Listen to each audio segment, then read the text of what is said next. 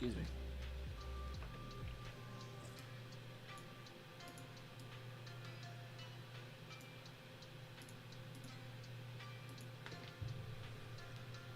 New high of day, 511.50.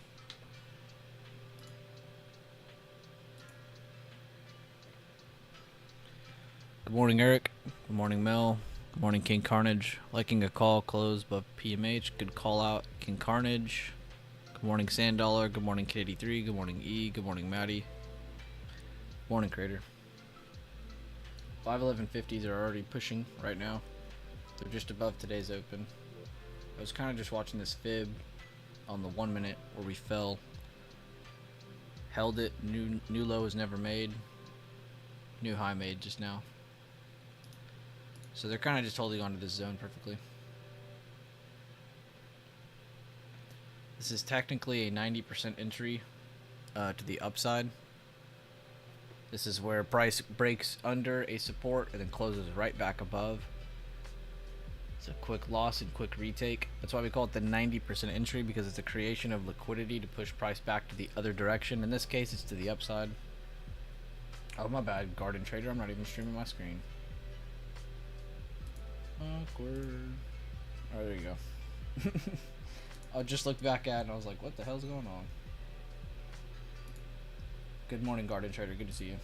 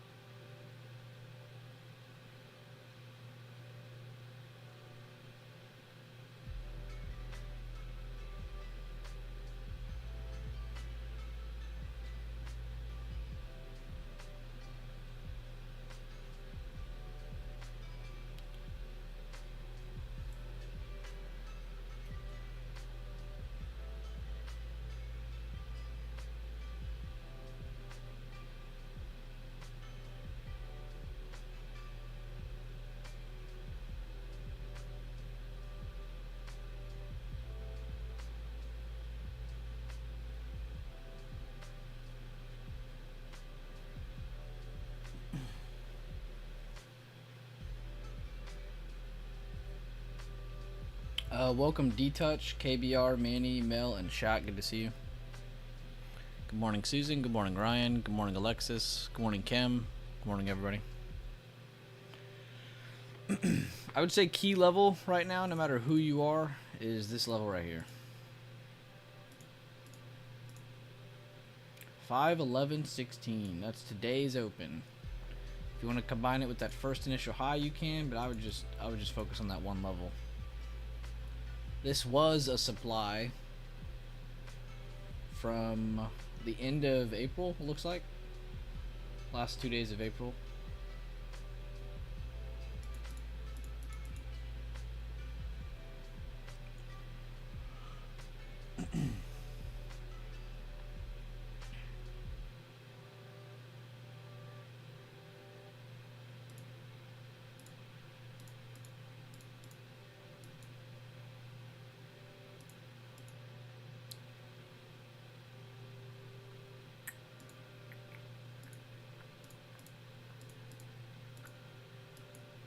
Oops.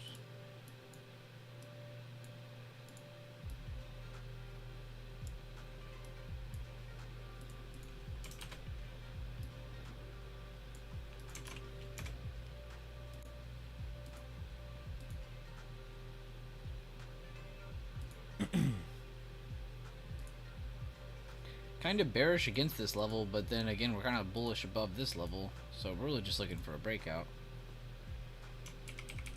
of any direction. Bears are going to want to see today's open break. Bulls are going to want to see pre-market high break. You can see that's a less than 50-cent range. Excuse me. Last bit of news in 10 minutes. Thank you, Eric.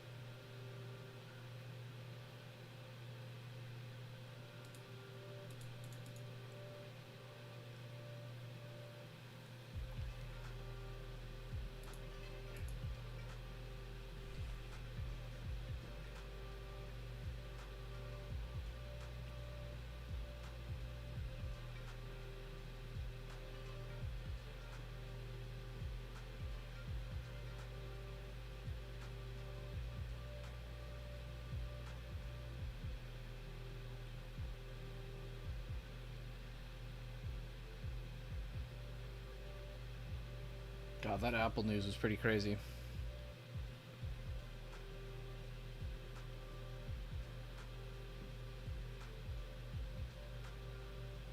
How do you highlight things on your phone on Twitter? There we go. I'm going to share some pre-market news in the Discord if anybody wants to look. I've just kind of been following this one page and they post pretty good info on it.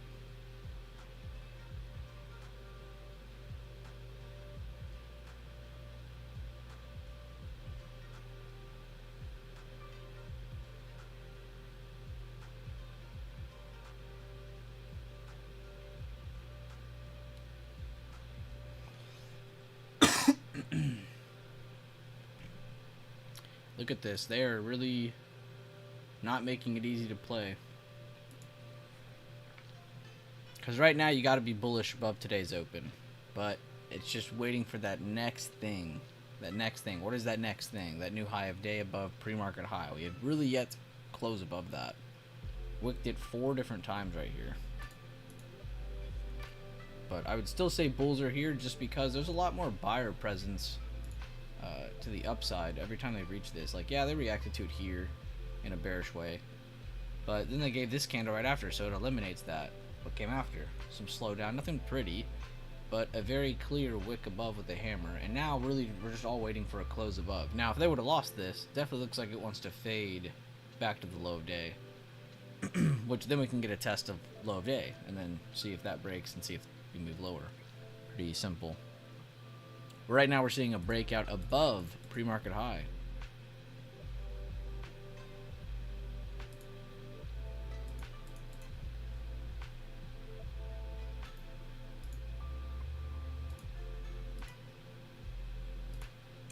I'd say these wicks helped keep them in.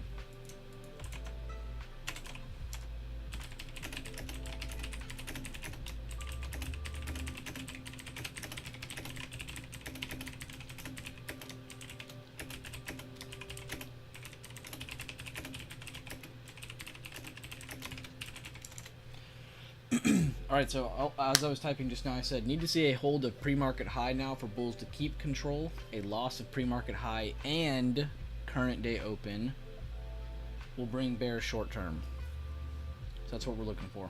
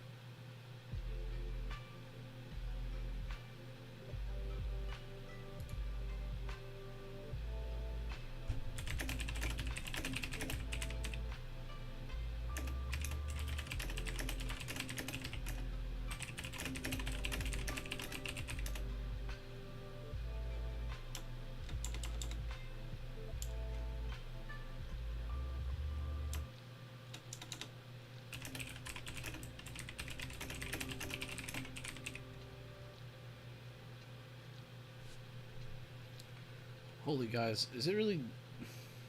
It's like it's 26 minutes after the open. Why are people messaging me these questions? Maybe it's just untimely, but like this person knows I'm streaming.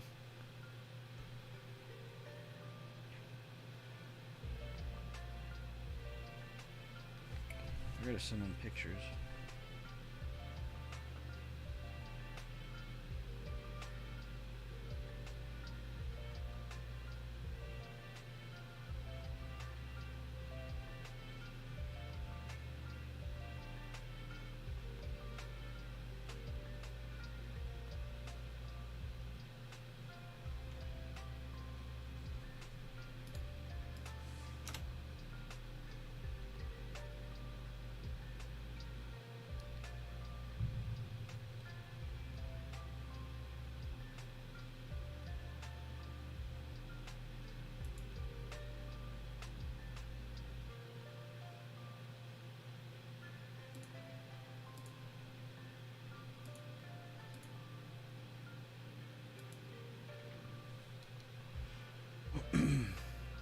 Oh damn it, unsent.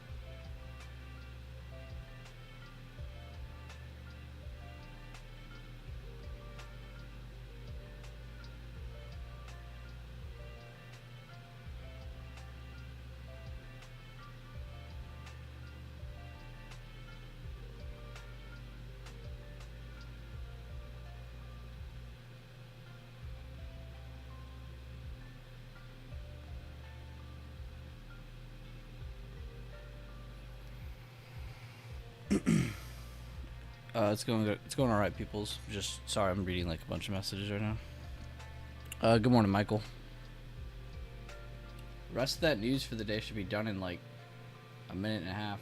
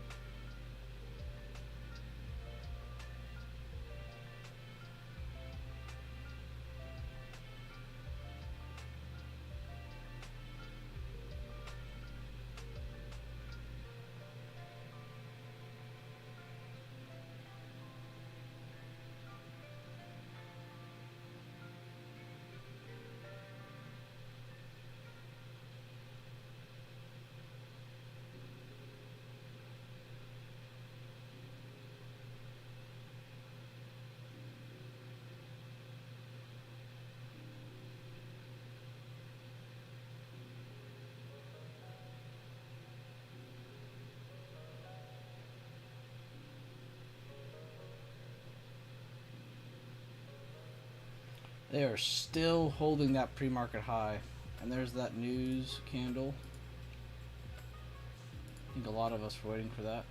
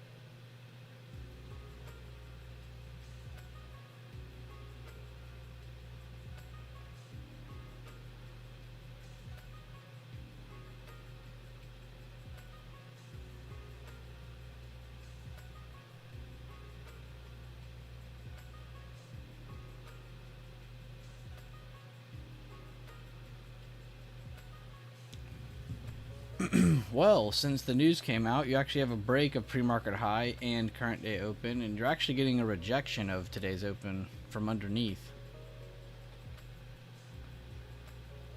Price is headed towards the lower part of today's price action. Not including pre-market, of course, just talking about today from the open. Is that FOMC? No, sadly not.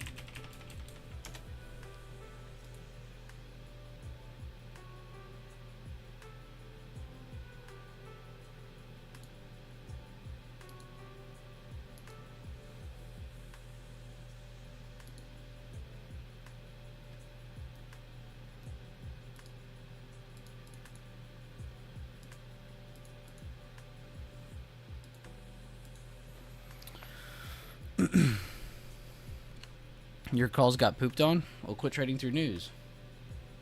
I don't understand. I mean, if you were doing a lotto, that's cool, but I don't understand trading through news.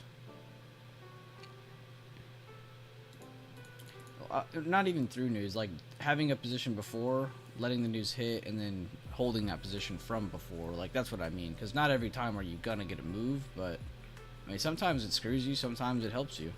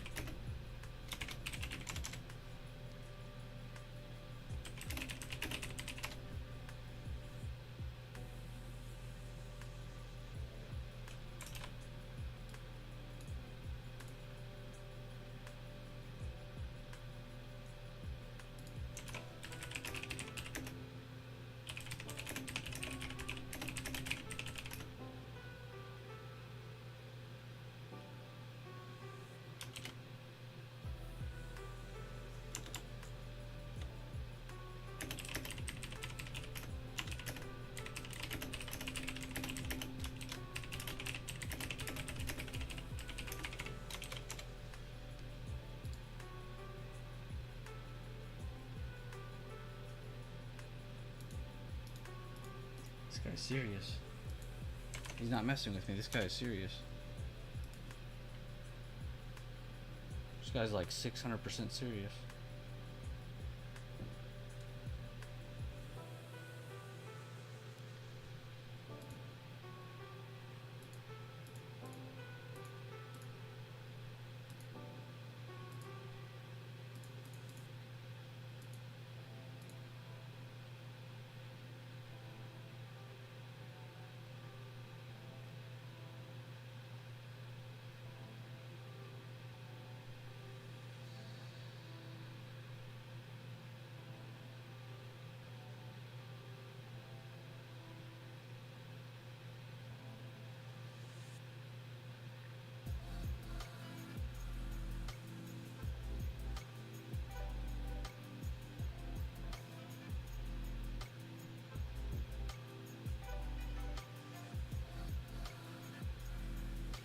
No new low of day though. I will say that. We can mark that if y'all want. We'll do a dotted line because I don't really like marking that level, but I guess for a visual aid.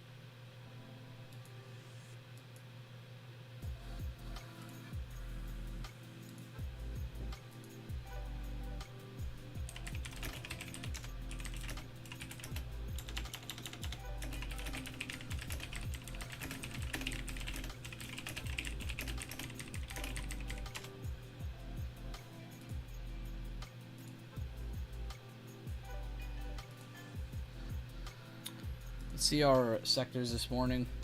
We can start on the daily time frame since I haven't really been showing these as much because these are where all the levels are on the daily time frame. So here's tech. You can see they're building a higher low, got a little pop from it today. That's mainly because of Apple, as a lot of you already know. Apple had a big jump from earnings. We have an inside candle on healthcare on the daily at the moment. Of course, that really doesn't matter because it's been 38 minutes. Could be an outside bar on the banks today if they keep making fresh lows. They are against resistance. Discretionary also getting a pop. They had a couple stocks in their sector pop off from earnings. They're rejecting 179, 180.40s area on the daily. So we're kind of up against a resistance. So, I mean, really, we're just slowing down from a pop is really what we're seeing. I wouldn't say this isn't anything super bearish, but it really just feels like we're overly bullish in need of a potential test of something lower, but maybe you might not get all of that in one day. And I think you're crazy to think that we'll get all of that in one day. Where should we retest? Probably down here at the gap filler, 503.50. Are we going to get all of that today? Probably not. We have an in-between zone to look at between 506.60 and 508. If you want to mark that on your smaller time frame chart and just kind of use that as a main target. But based on the daily time frame chart, you have already become bearish under 510.50, so keep that in mind.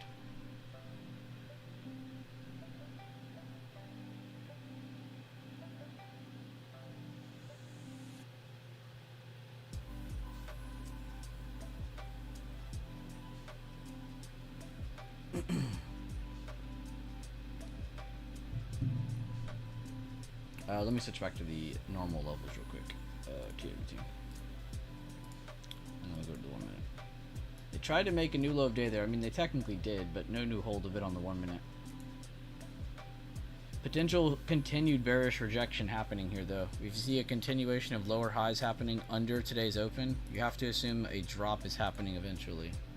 A drop or a retake. So if they keep giving us lower highs, give us a break under 509.60s, we should see a dump down to 508, 507.50 area. Excuse me. If we end up retaking not just 510.20s, but you need to see a retake of that lower high and today's open and the pre-market high, then we can start talking about being bullish. Or if we start seeing multiple higher lows appear above where they've made this potential double bottom. I'm not saying it is going to be one, but at the moment it is one. So kind of the two different scenarios we're looking at. You can see it's definitely favoring bearish short term, but there's some parameters for both sides. So it's not just enter. There's definitely some more intro to get. And these are for anybody who's looking to take a new trade. If you guys are already in something, that's on you. Make sure to manage that. Don't ignore your position.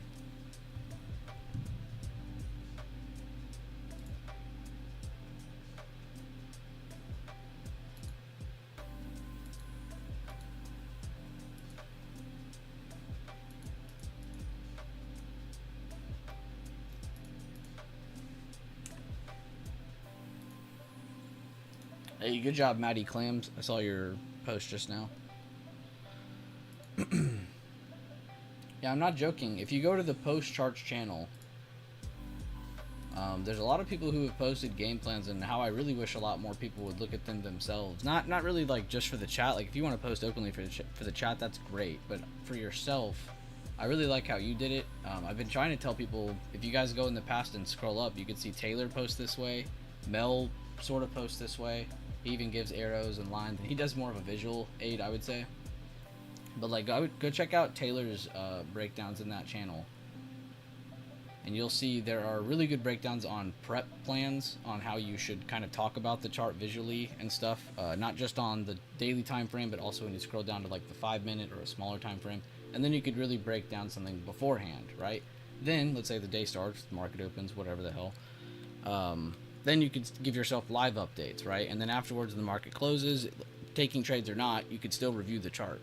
You can still go over, okay, this told me I was going to be bullish, this told me I was going to be bearish. Did I do that during the market? No? Okay, well, that's on me. And then review. So you're really just there to break down, like, is it on you or is it on the chart? Like, which one wasn't really favored? And then let's say it wasn't on you. Let's say you're in a scenario where you're looking at the chart and you're like, well, I didn't really have that marked. Well, it's just, okay, you just weren't prepared. You just weren't prepped all the way. You didn't have something set. But I like those game plans a lot because they give really good parameters for upside and downside. Whereas I see a lot of people when they get into the chat or just anywhere in general, they'll just start talking about being bullish or bearish. It's like, what are you doing, dude? You're just becoming biased for no reason. And there's other people in that post charts channel too. That's just the first name that comes to mind because, like, I just feel like that's done the right way. But Maddie, I love your template of posting. I did not see your one yesterday. Sorry for not seeing it till just now. New low of day, by the way. We just closed under 509.61. If anyone has been watching Neo, no, I didn't see that. Let's see if other people have posted like that. Julian's doing pretty good too. He's posting a little bit differently, but he posts like it's a story. Like he posts like he types like he talks. So if you see his post, it'll be just straight to the point. There's not like much explanation, so it's just straight to the point. So definitely read up on the post charts channel. There's just a lot of really good people posting good templates for how you guys can be looking at these levels or at your game plans or how you should be trading. D-Touch has a lot of good posts in there. I see Ace has a couple. Here to spam the chat, not trading from the airport. What's up, Tobias? How you doing, man? Where are you currently? You said airport. Oh, did you not leave yet? I thought y'all left yesterday. Taylor's posts are the best. Indeed. We need to see more posts like that, though. I would love to see more posts like that. From everybody. Ace, your posts have been pretty detailed too. I saw yours on X, and then I see a couple of them in chat every now and then. I see you like combine the levels and other indicators as well as your volume profile to get yourself like a set game plan beforehand. And that's what I'm talking about. Like that's the routine everybody needs to be on, regardless of what strategy you trade. I'm not even just talking about mine. This applies to everything. That little routine is what's going to help you grow over time. It's not like you won't be some one-trick pony who's only good at one style of trade. Like, no, you'll be good at every level. Just gotta be patient, go through the reps. Make sure you're going through the routine right, not just being a biased trader right from the open. You know, actually going over a game plan before the market's even open. Whether it was the night before or the morning before.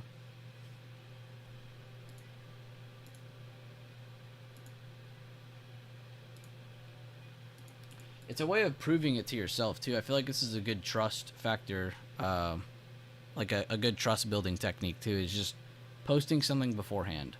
You know, and I'm not saying be bearish, be bullish openly. No, I'm just saying like have levels set that say, hey, above this, I'll be bullish to this, and if it loses this, I'll stop being bullish. And do the same thing for the other side, for bears, and just do that at every single area of the chart that you think needs it. Don't trade every candle. Anybody can do that. Anybody can click a button to trade.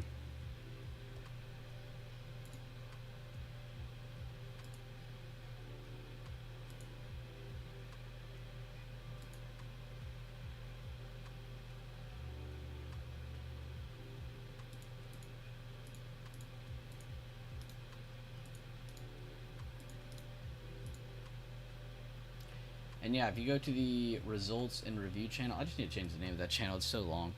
If you go to results and review channel in the Discord, speaking of Taylor, here's a great explanation. And this is what we were talking about yesterday with the bullish and bearish fib. Like this is kind of like a next level thing that you start to see when you're looking at the levels more and more. but just being able to non-biasedly look at the levels and be able to trade the levels. Therefore, let's say it does set up for bears, awesome. Then you're going to be able to take good positions to the downside. Let's say it doesn't set up for bears, and you're just in good positions like this, the higher low of the day, the emerged move of the day, where it goes and smacks that first initial high. And then kind of honestly the same trade right here, just in the different part of the chart to the downside. But definitely check that out. Like, are you taking notes like this? Are you visualizing the chart? Are you talking out loud to yourself when looking at this stuff? Like, this is how you need to be looking at this stuff or talking to yourself to truly understand it. It's not even about anything else. It's just to try to memorize this stuff better, to have it in your system better. Therefore, whenever you go to react, it's instant. It's not, oh, what about this? What about that? What about this? Not wasting your time. No hesitancy. Because honestly, that's a trader's worst nightmare, is being hesitant. Oh, Taylor said, Ace, tell whoever said that that I said thank you. Damn, Ace, are you in the YouTube stream and the Discord stream again? Pumping my numbers?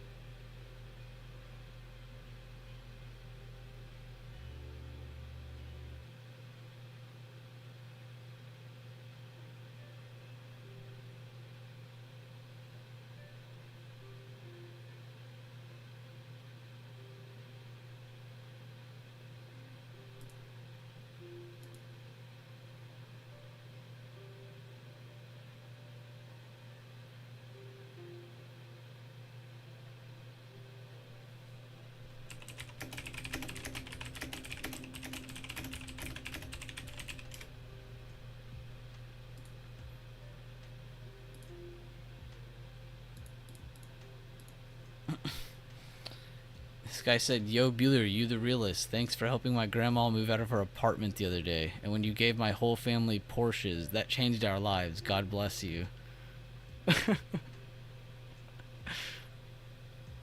For anybody's information, this is an IRL friend typing into my chat right now.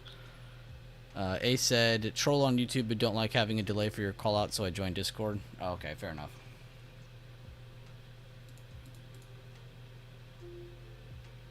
Still seeing early hints of a bearish retest. Why do we know that? Because we still have lower highs. But we have made a low and then pop back above 509.61. So I keep trying to say trend and change at the same time. Trend change can happen above 510.20, 510.25, but really just looking at a combination of things for bulls. But that would technically invalidate a trend change right there. If they got a good push back above this lower high here, or this lower high here, or this lower high here, they got a lot more barriers to go by.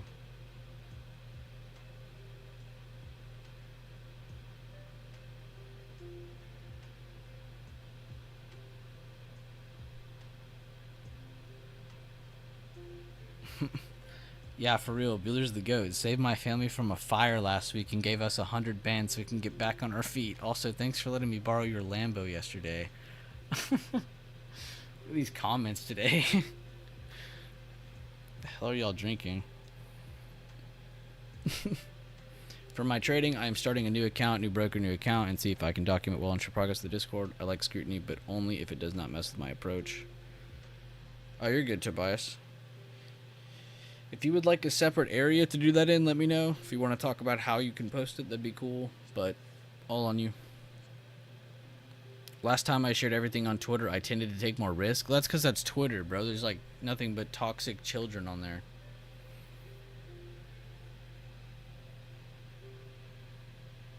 I don't care what you believe in. There is nothing but toxic children on X. As a trader. So I genuinely, he said it's like Weeble chat. Jesus, I haven't thought about Weeble chat in a minute. Honestly, Robinhood chat back in the day was pretty bad. Yeah, who uses Twitter? Grow up. No, I mean it's okay to use X or Twitter, whatever the hell you call it. But I don't know. If you're gonna do open stuff like that, I genuinely believe it's horrible to do on that app. If you want to do it, it's good to do it on your own, or like you were trying to do Tobias in the Discord, which I think is really cool because I think a lot of people in our chat will learn from you or see how integrated into the system you are. Because I think everybody here uses the system, but then there's people in here similar to you who use the system as like part of what they do. Like you have other things going on, but the system is, you know, on your chart. But no, I'm happy to see that. I hope you post it. We should make a different channel for it though, Tobias, for real. I think if you do it in Trade Floor, it'll just disappear. As do many amazing things in the chat.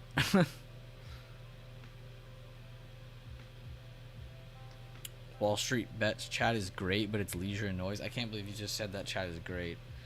I don't think I know you well enough, Tobias. Nah, WSB's alright for traders. It's like you said, it's for leisure. Yeah, like a shit posting. There you go. Because it is just shit posting.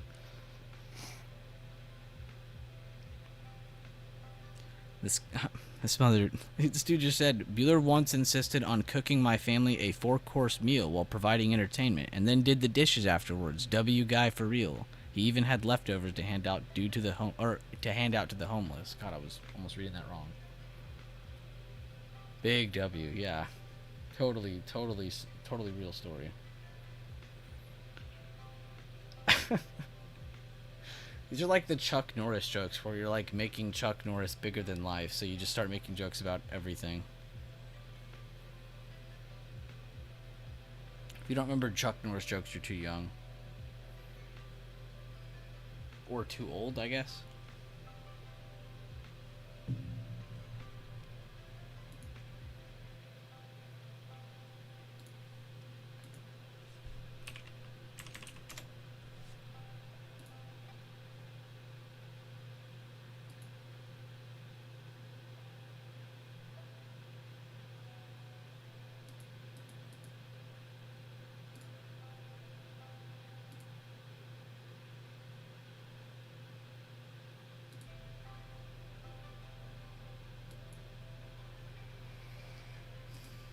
Still seeing the lower high trend hold up. We even got a new low to kind of free up some things for bears there. They keep giving us lower highs, but will they give you the dump, the fast drop? We don't know.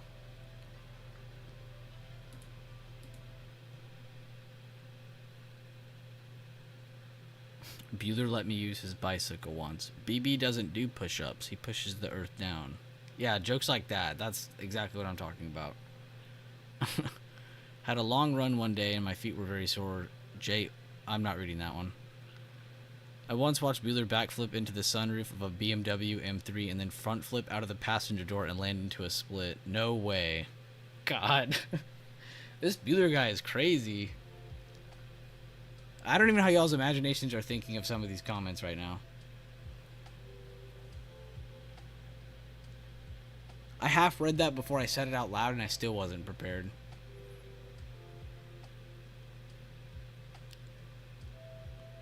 Chuck Norris is the GOAT. Facts.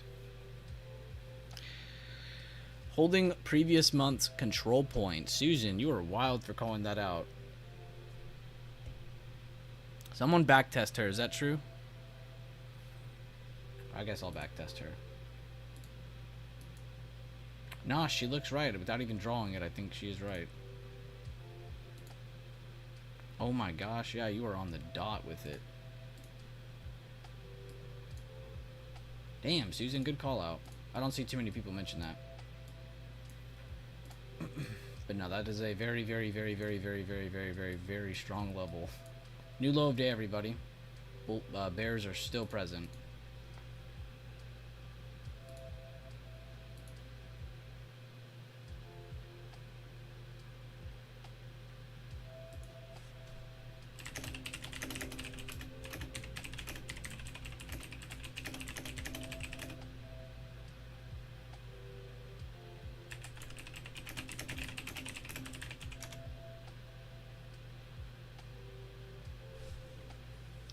New low of day still holding. Like I said, lower highs are still intact. We have to assume bears are still present. whether it's ugly or not.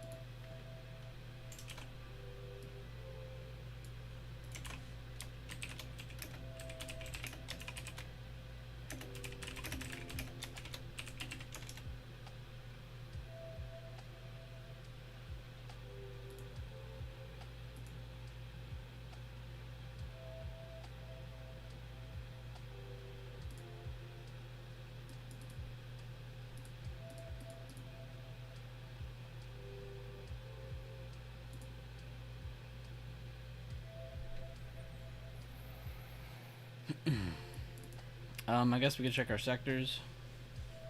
We can see XLK. Hold up, that's kind of hard to look at. We can see XLK. That is still hard to look at. XLK sitting at the low of today. They're kind of holding a bit of a double bottom, but they are also under today's open. XLV, second largest sector of SPY Healthcare. They are breaking lower. Been pretty much nothing but rejections of lower highs under today's open. New fresh lows just now. They just smacked under previous day close. So that's a big reason why we fell too. Banks fell. See that kind of in the same position of what I just said on healthcare, but on the bank chart. We can see discretionary is a little bit different than tech. You can see tech here is actually trying to hold on to their current low. Yes, this looks pretty ugly. If it ends up rejecting today's open over time, we still see lower highs over time. This should fall. If not, you just see a bullish retake over today's open. But the difference between that one and XLY is that XLY did fall under their today's open and kind of today's low. So they fell a little bit more. And you can see comms kind of in between all these scenarios. Some of these either smacked their previous day close and did that overnight gap fill, or is still sitting at their current day low with all of that still under them. This one's in the middle of all of that. They're trying to hold on to previous day high. A little bit of wicking up happening on the 5-minute over multiple candles. We got a very indecisive candle here. Very indecisive candles here, honestly. All 4 of these candles are pretty much an indecisive candle.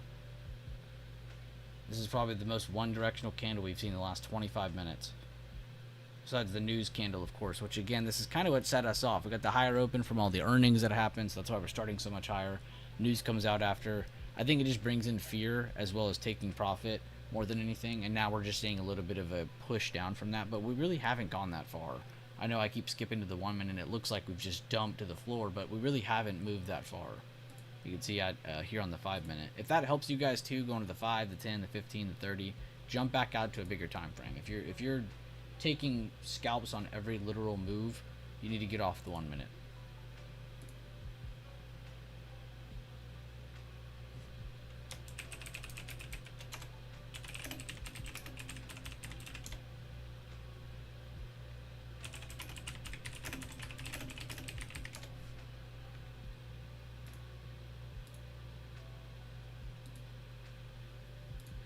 Oh, damn, Leland. He took a 180 put on Tesla Lotto this morning, and they're already up over 160%. The reason they were a Lotto is because he was grabbing same days, which isn't really traditional. But 160.5%. That's pretty wild. I gotta go review now.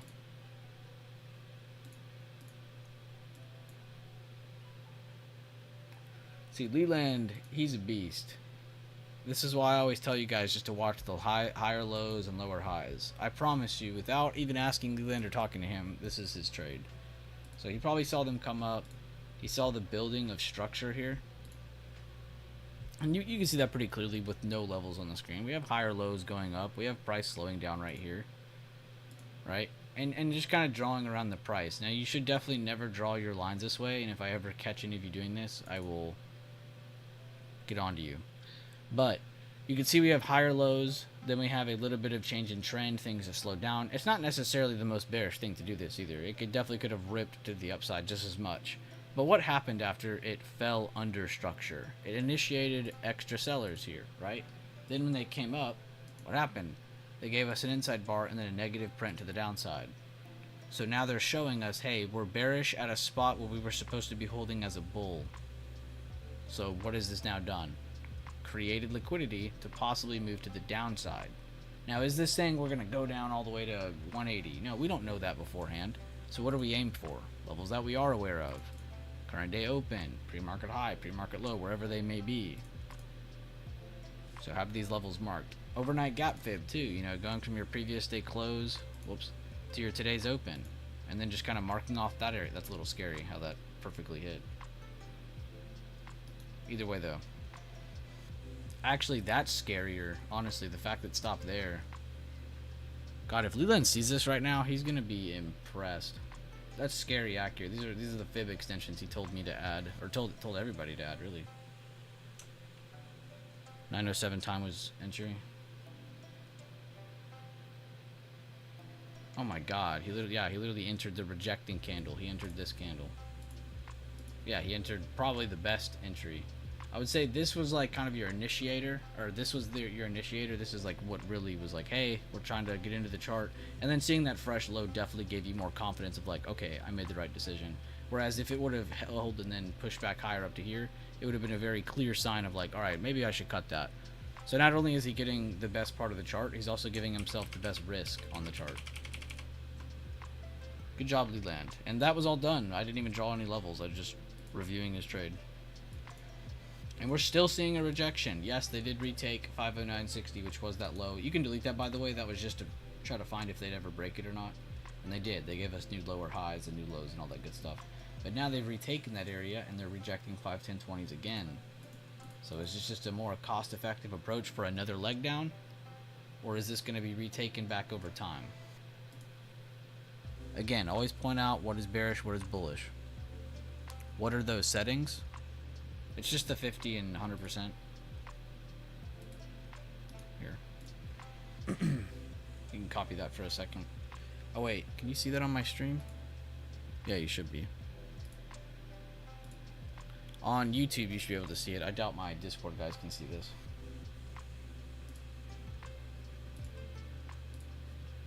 If anybody's interested on Discord, I'll screenshot it.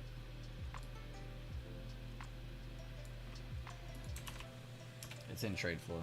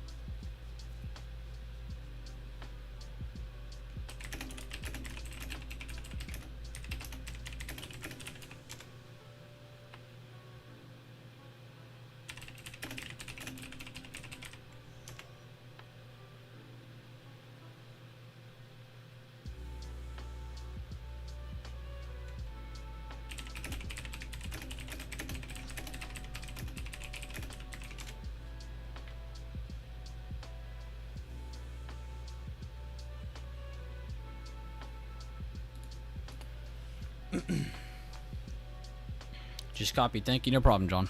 That 5-minute OB on SPY looks to be making a continuation pattern to the downside until invalidated 100%. Anyone having issues with TradingView right now? Weedsbro asked. He said, never mind, I'm good. Microsoft is an interesting chart right now. On the 5-minute. You can look at that, Sean.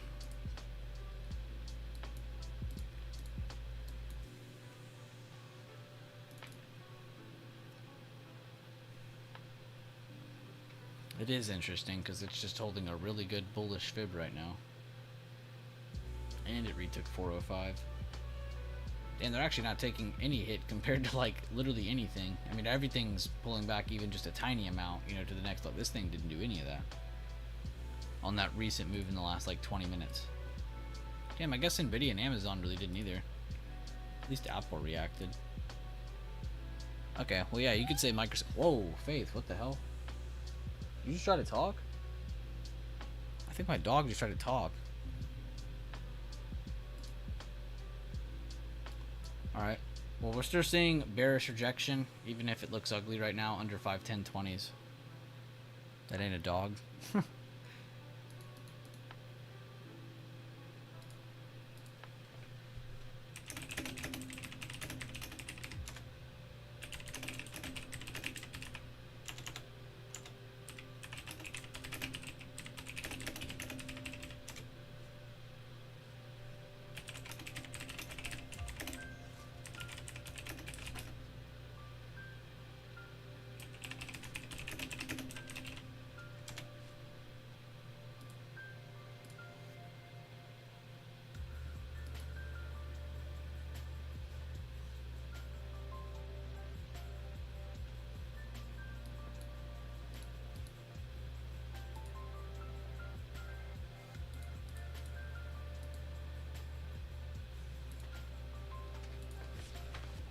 This damn dog.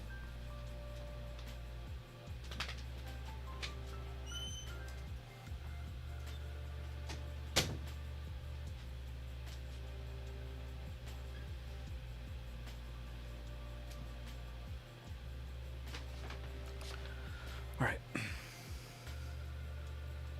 A skinwalker. My bad, I'm on the 5 minute. We're still seeing rejection on the 5 minute. I thought I was on the 1 minute when I was saying that. 1 minute might seen a higher low there for a second, but you really can't take anything from it till we see more info with it. One little higher low isn't really going to tell us much. But that is a pretty nice bullish candle there.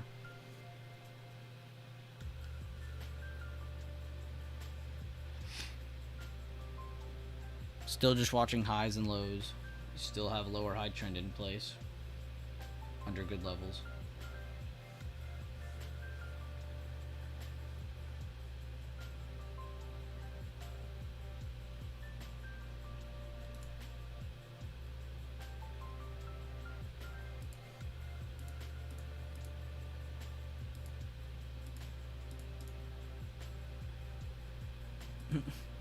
Noxus said up and down, we're on a carousel over here.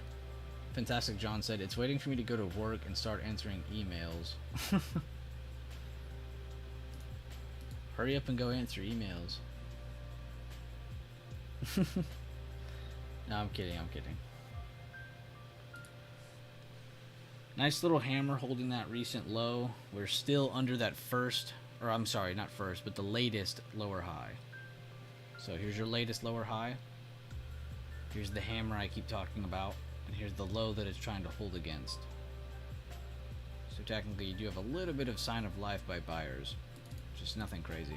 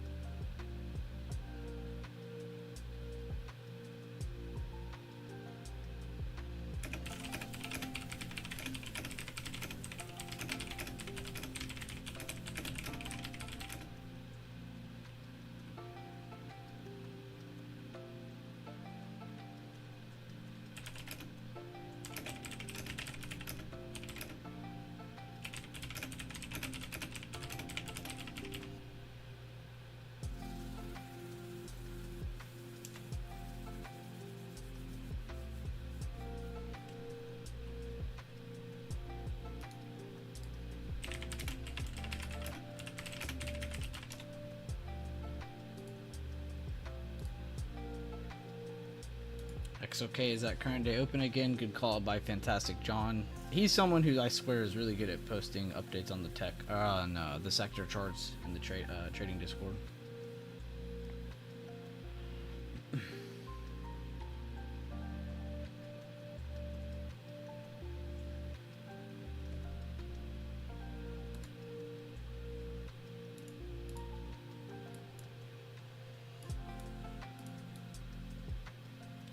Tech chart really just keeping us here. I mean, this is majority of the reason of our movement this morning and today in general, but not really much movement after the market opened, huh?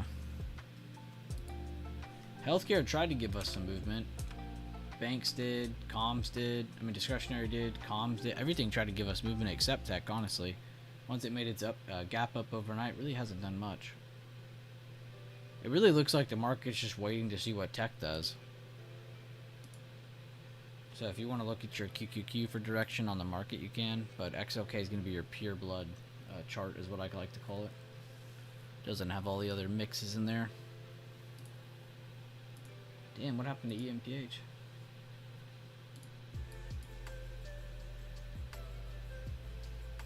I swear this stock's going to be less than 100 in a couple months. I don't know when, but it will happen.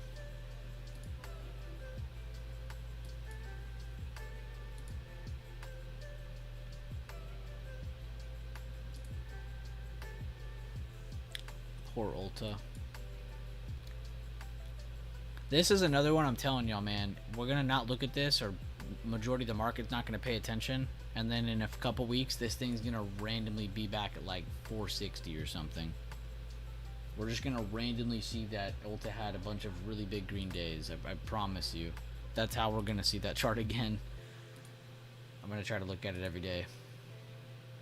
But damn, that one's gonna be a good mover. I'm kind of excited for that setup. Nike can be something in the future. I think we're just going to be waiting a very long time on it. Looks like Snow, whoever asked about it yesterday, did try to close over 160 this morning, but they're struggling. And then somebody else had me look at AVGO yesterday. I think it was Sand-Dollar, and all they've really done is react as a high or low so far. Towards, I'd say, the lower part of the range that they're stuck in right now. But not much movement today. Indecisive candle so far. That is a good candle to see, though. If you get a positive print that holds, we can look for some more, look for a higher open on Monday, since today's Friday. XOK is surging. Is it really moving again? Okay, it is getting some bigger candles. Go back to SPY and see what that's doing.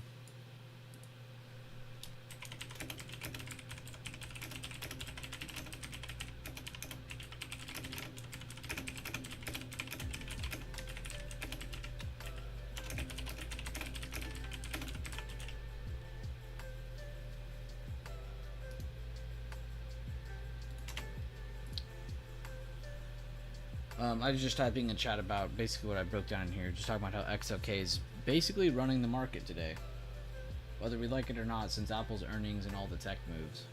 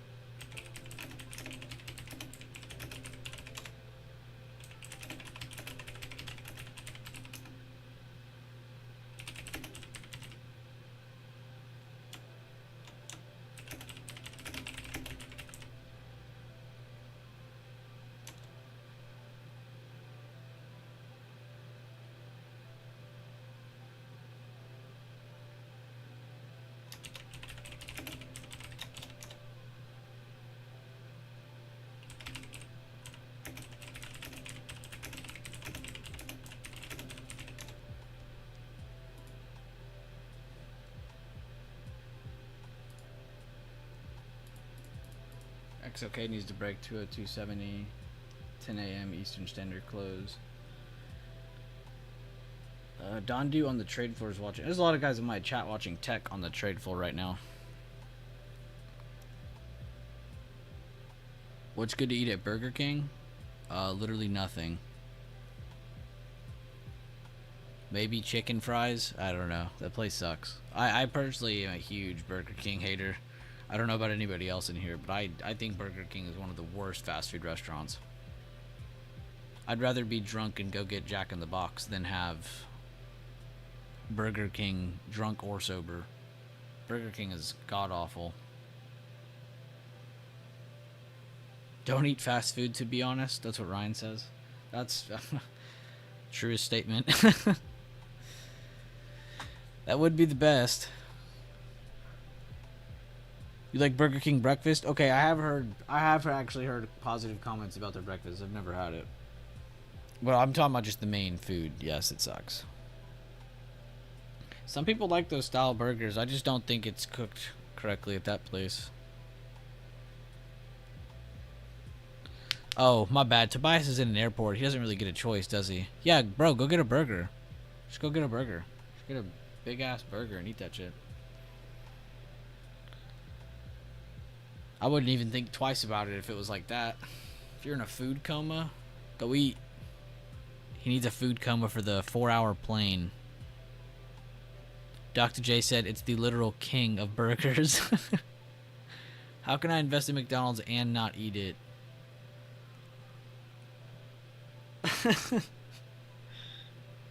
Questions of the ages, guys. Y'all are really breaking barriers today. How am I gonna be fast if I don't eat fast food? I'm fast.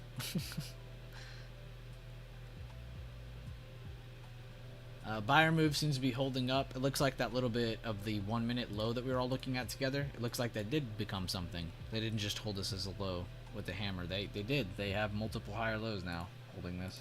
That's a good sign for bull short term. Why can't I draw the trend line? There we go. But like I said, it really doesn't do anything if we don't get any closes over this lower high, or this, whoops, or this lower high, or this lower high. Like, we really need closes over all three of these. This just shows a sign of life. That's why I say it like that, a sign of life, because it really is like, this is the first time we're seeing anything pop up for them since the dip. Since the dip, they made a little bit of a higher low double bottom with two pretty good candles, I'd say, on the 1 minute. Good higher lows leading them back up, so I mean it makes sense why we're up here again, but that doesn't mean we're bullish. I need to see a continued hold of these higher lows now. Good rejections of 510s again though so far. Nothing super special yet. He said triple whopper with 2 extra patties. This blank looking at me like I am insane. Worth it.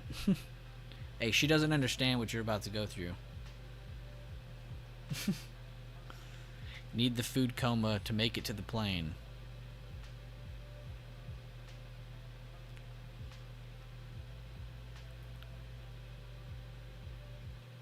Wait, food coma. That means Tobias is doing something else on that plane.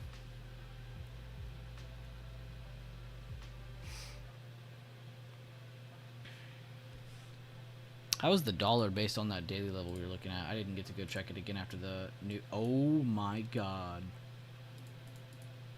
I didn't see it fell that hard. I saw it broke structure like we were talking about, and if it did break structure, you'd most likely get a fall. And then it literally did that. But I didn't think it'd go that far in one move. I was saying maybe it could come down to like this bottom of this demand here over time, not over the course of almost 2 days. They wicked it back up pretty strong though. So pretty good sign that the dollar is trying to hold short term, at least towards this level. And if we get a better rejection of this level short term, or lower highs appear under this, then we can be super bullish on the market.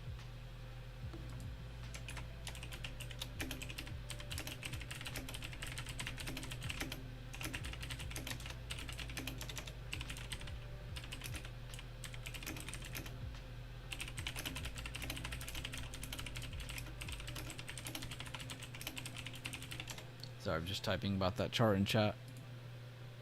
Go back to SPY now.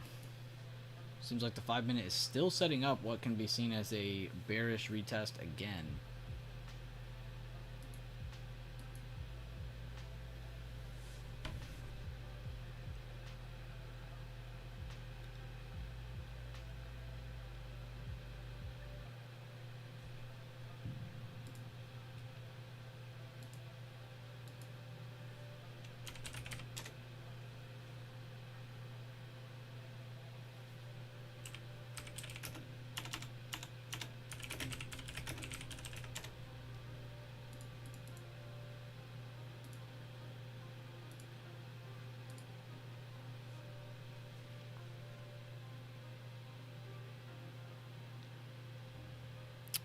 And thank you guys on the YouTube stream. I didn't even once say it today, but thank you guys for dropping a like on today's stream. If you haven't already, please do. It helps out the channel a ton. Actually, I really don't know how much it helps out, but I've heard that liking the streams help. So definitely be sure to drop a like if you can, or have a quick second. And everyone in Discord, thank you guys for being here. I'm not ending the stream, just reviewing everybody that's in here. We've had 9 streams across the past 10 market sessions. I think I would like to say the stream schedule is back on.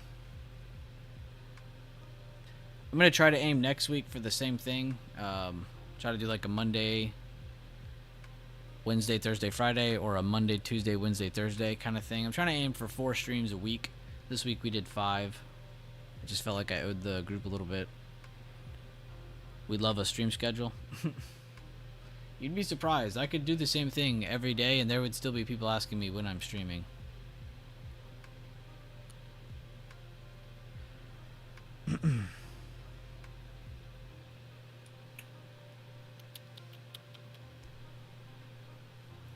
Alright, 5 minutes still shaping up pretty nice for bears. 1 minute's just going to be a big dump, yeah. But can they make it down to the new low?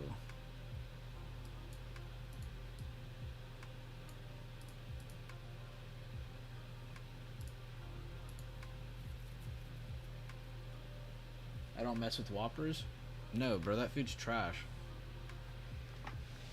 Bro, not Whataburger. She's almost destroyed Whataburger.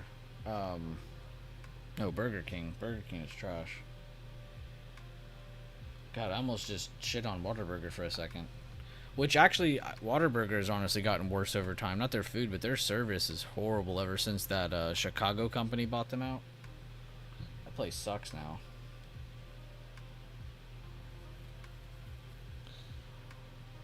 I bet a lot of you guys are Five Guys fans. Whataburger is overrated. It is. I'm from the South, and I'm saying that. But to be fair, ever since they got acquired, it has been a different Whataburger. So whatever.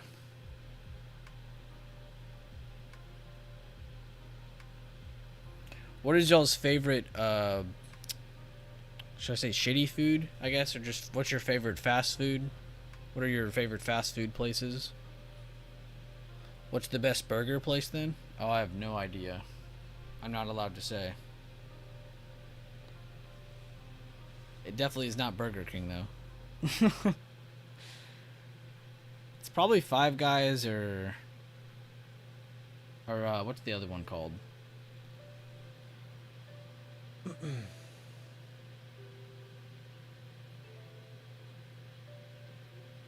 I can't think of the damn name.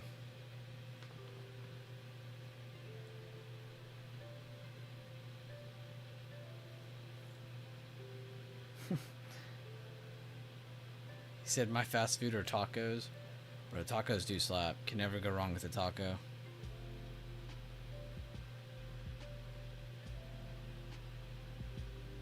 Jacko said, love me a good crispy flame. Is this really what this is called? Crispy flamethrower burger from Dairy Queen? That sounds pretty crazy. McDonald's. Five Guys, Cane's, Jack in the Box. Oh yeah, Cane's is pretty good. In-N-Out, there you go. In-N-Out, that's the other place I was trying to think of. I could not think of it. Yeah, In-N-Out's pretty good too. How do we feel about Cane's? I love Cane's. I love Cane's when they give me chicken that's actually big enough. They don't forget my sauce, and they don't give me coleslaw. Because you got to ask for no coleslaw, extra sauce. And if you aren't, then I just can't trust you. Panda Express, not a bad one. Cane's shrunk their chicken. They did shrink their chicken. It is definitely a lot smaller.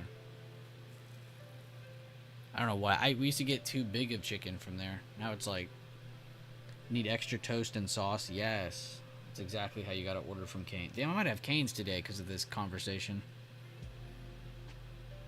Jacko said no sauce, extra coleslaw, please. Jesus. If someone was standing in front of me like that, I would just start laughing. Cause that sauce is too good. I'm not even being a coleslaw hater, even though I don't really like coleslaw, but that sauce is too good. Hat Creek? Y'all have Hat Creek too? Where are you at to have Hat Creek?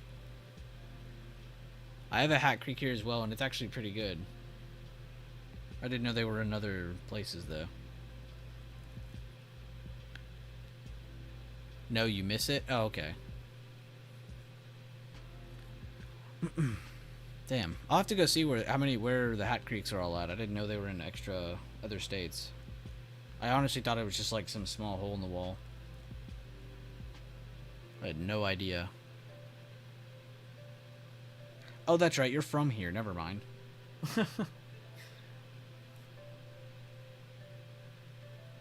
Only 2 years? That's crazy. A&W is decent. Used to be better. A&W. Oh, the root beer place. Yeah, they used to have one that was mixed in with like a Taco Bell or something. Or not a Taco Bell. It was mixed in with something else. It was alright. I think it was just cool to have like soda on tap or whatever it was. I think it was just cool to see it like that. Like you're at a bar, but for soda. Culver's.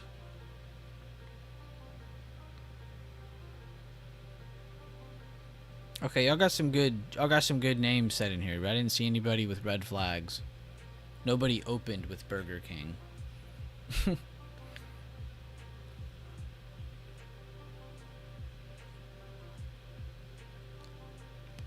Personally, I'd probably say Chick-fil-A. Chick-fil-A is pretty OP.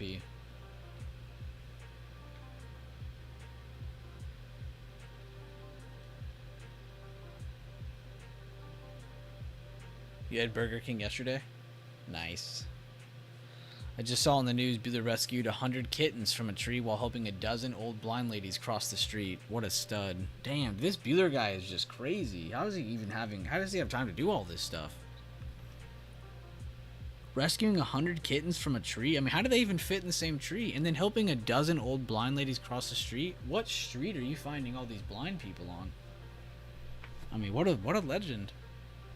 Just flying around helping people out. He said handsome and humble. Yeah, real humble. Bro's the most humble. Look at these comments today. This is why you don't link friends your streams. And then in Leland's case, this is why you don't befriend traders. I know, right? Crazy. No wonder he had to take the day off. School Bueller was tired. Yeah, it was like all the signs said save Ferris, but it was really Ferris saving everyone. A different layer of the movie we haven't yet seen.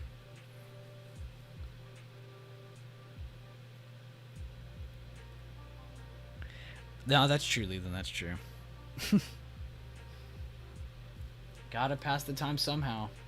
Or else I'd just be sitting here saying lower highs and higher lows every 5 seconds.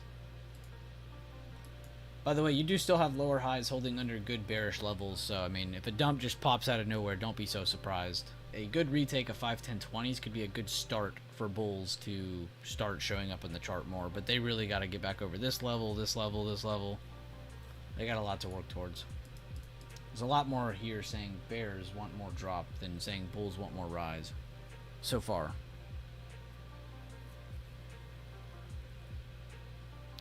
And one more little update. If you guys are new to the channel, or maybe you've been here for a while and you just never knew, but if you have a colored name in the stream, you have a membership on the channel. So if you want to take advantage of that, please click on the YouTube channel and then go to the membership tab, and you should have not just watch lists that I post with links to my levels for the week, but also there's almost 100 videos in here just for you. So if you want to go to the bottom and start from there and kind of work your way up, be my guest. But there's a lot of information in here, a lot of really cool topics and videos.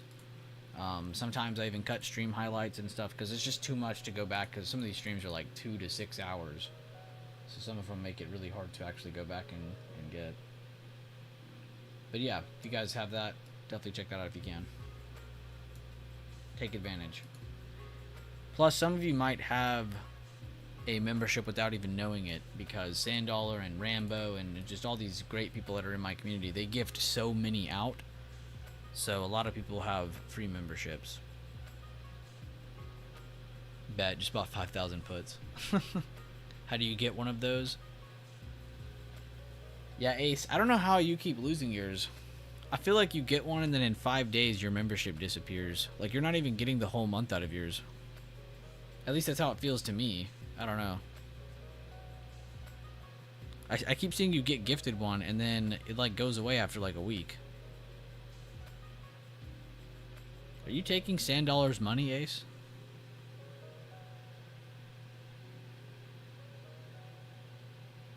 Oh, you said In-N-Out? That's not a bad one. No, I respect In-N-Out. Sinful would be losing. I'm surprised nobody in here said Wingstop, man. I was waiting for somebody to say wings or something.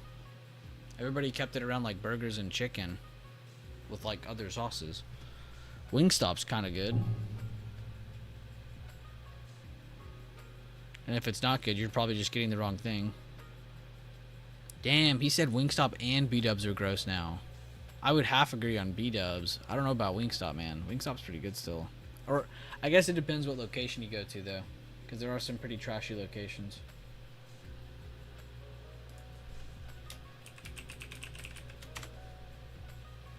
Chick-fil-A is mine? Yeah, probably same. If I had to choose a safe option, I'm going with Chick-fil-A. Dave's Hot Chicken. Oh, I had a place the other day. Y'all have to listen to the Urban Bird Hot Chicken. That place slaps. If you have one of those near you, go try it out. The sauce, the chicken, the fries, everything was amazing. Dave's Hot Chicken. I have heard Dave's Hot Chicken is really good. King Carnage said Wingstop just effed me up over last weekend. It was cheeks.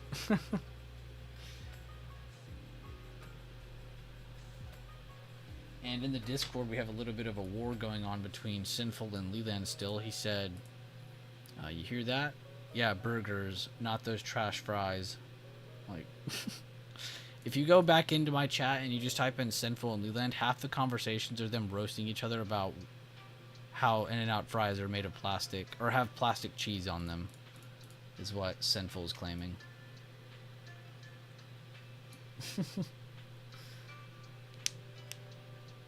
And Sinful takes his food serious. He's not joking. Dave's Hot Chicken is so good. Had that all the time in Cali. They used to be good like 2 to 3 years ago. But In-N-Out is the undisputed GOAT. I eat there probably 250 times a year. Jesus. He's like, I don't smoke anymore. I don't drink anymore. I'm done with coffee. I'm done with Red Bull. But In-N-Out, I'm main veining that shit. In-N-Out is low-key good and bad at the same time. LOL. Alright, let's see. Does this higher low that kind of appeared for a very small amount of time on the 1 minute, is this going to continue holding? Because remember what I said earlier? If they can get more holds down here, to get more like structure, I guess, above where this held as a low and then where this hammer came in as like kind of a second low, that would be a very good sign for bulls short term to give them a chance at getting back over those 510s. I don't know if I'd be playing calls on that, but it's just a good sign. If not, though, we're just creating more liquidity for a bigger leg down. And when I say liquidity, just think of energy. It's just creating more energy to move lower or higher. In this case, in the downside. Leland, correct.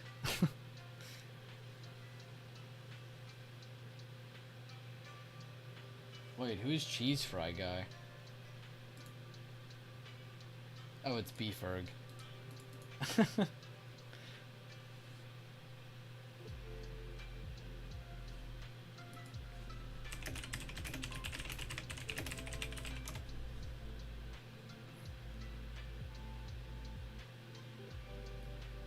A Norris section? That would be pretty funny.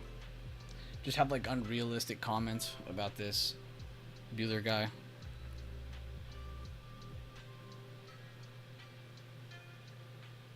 They keep changing my name when I mention cheese fries. Makes me laugh. Oh, someone else did it to you. Okay, okay.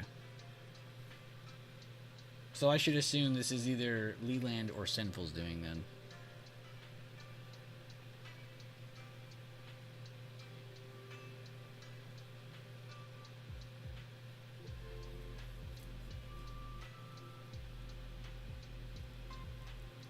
Just let me know if they change your name and don't change it back. They've definitely done that before. So if you ever having your name change to something weird and you want it back, just let me know. Note to self, don't ask about burger franchises with Americans. Oh yeah, don't, bro. We'll start talking for too long. Yeah, wait, yeah, you're the one who started it. Hold up. About to go 1776 on you, bro.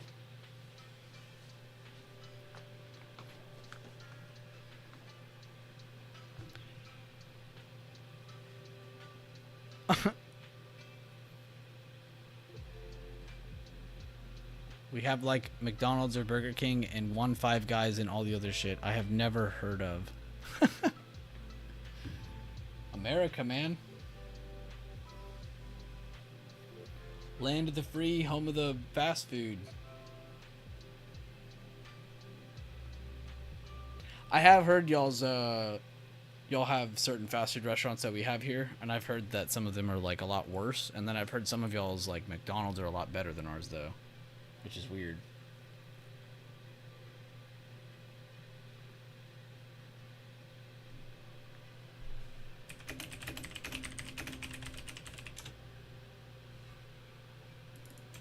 By the way, guys, it looks like those lower highs in the 5 minute are not giving up. That candle that was trying to give them a sign of life for buyers is turning red already. So sellers are very present still.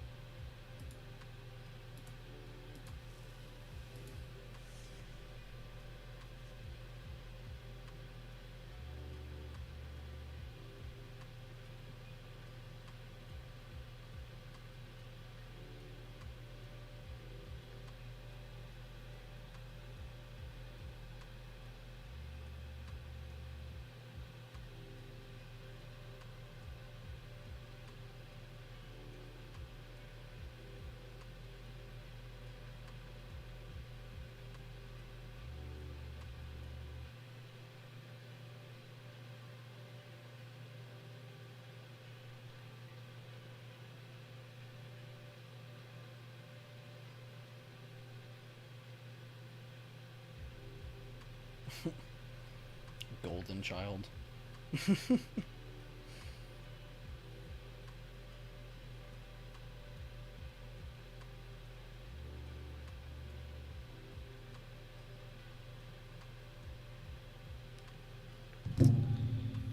New low of day on Spy. Good looks. What's up, Eric? How you doing today, man? Appreciate all the daily updates and posts that you put in the chat. I don't know about everybody else, but it helps me out a ton. Not for posting, but I feel like I've been more aware with your posting because you've been a lot more disciplined with it all.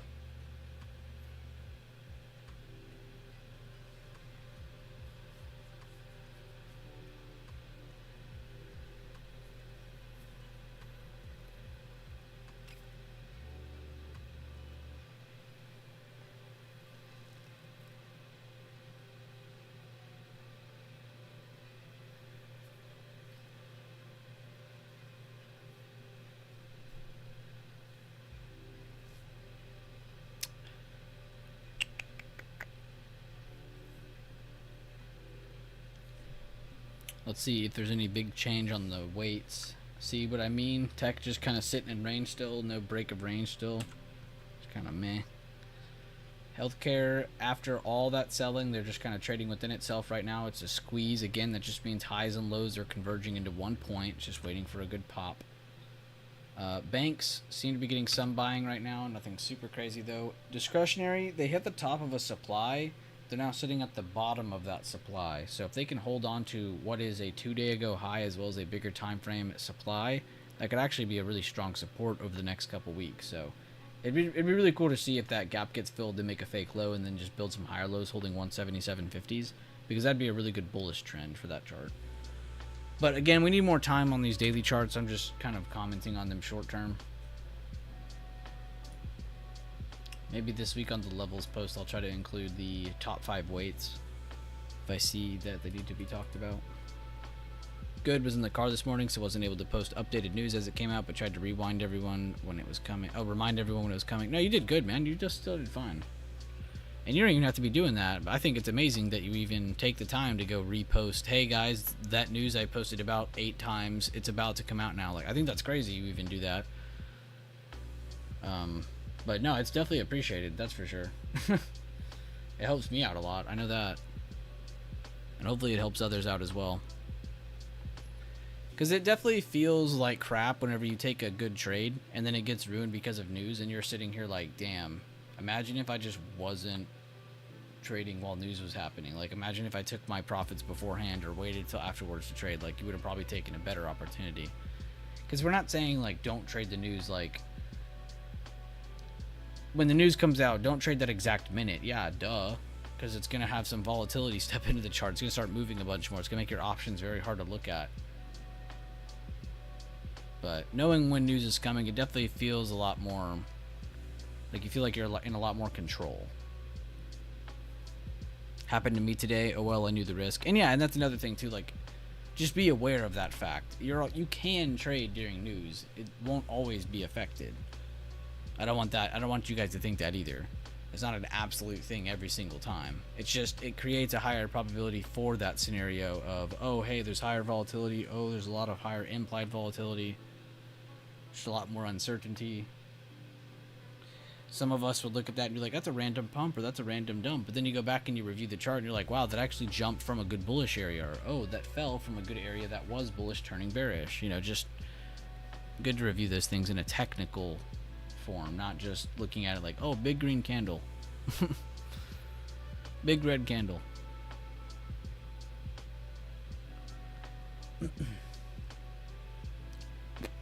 So they made that low and they're making it very awkward now.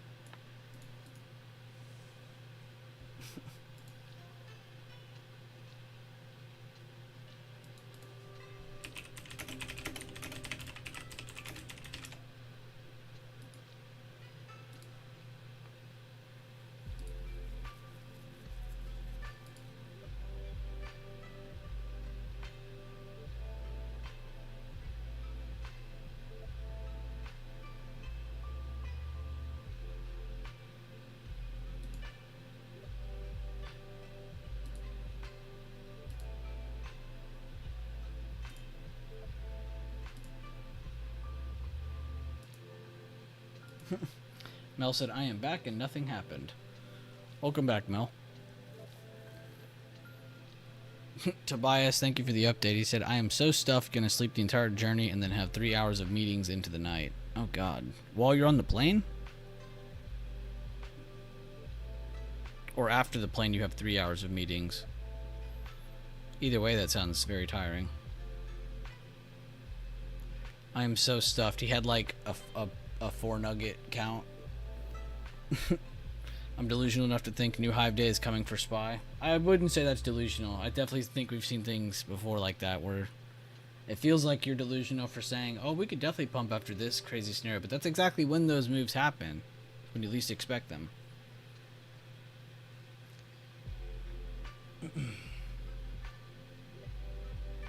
From 15 minutes after landing until 1 a.m. midnight. What?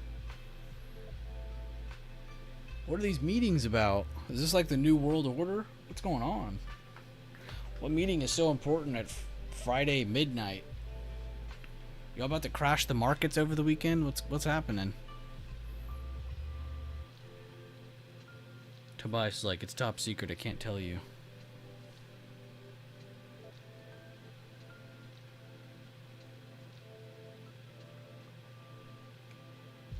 I need that Apple to drop. Oh, you have a swing on Apple?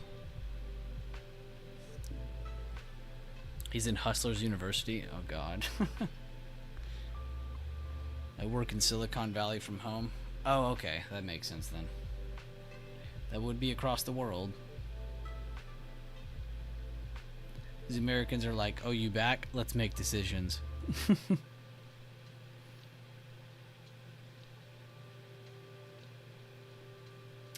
Do you work for a big company in Silicon? I mean, I would think you do, considering where you are or where you work. He's like, yeah, I just work for. You guys ever heard of Google? You guys ever heard of Microsoft?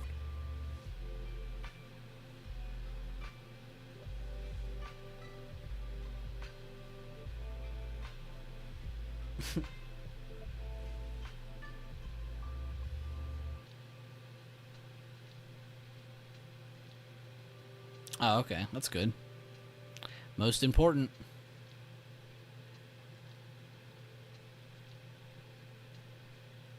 All right, serious question for everybody. This is so serious. Take this so serious.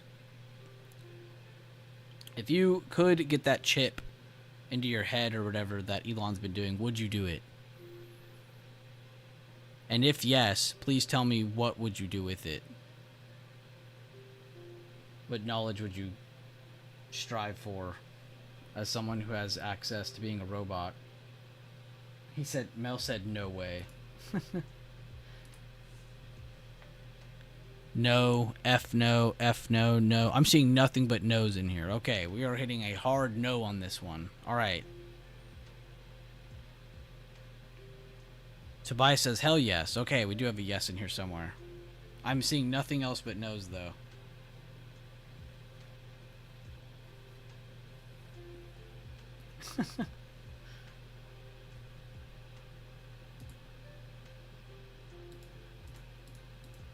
Alright, well, it's good to know that when all this happens, I don't have to worry about you guys turning. So that'll be good. Like the iRobots movie with Will Smith, except people, not robots. Probably not. Nah, don't do it. Okay.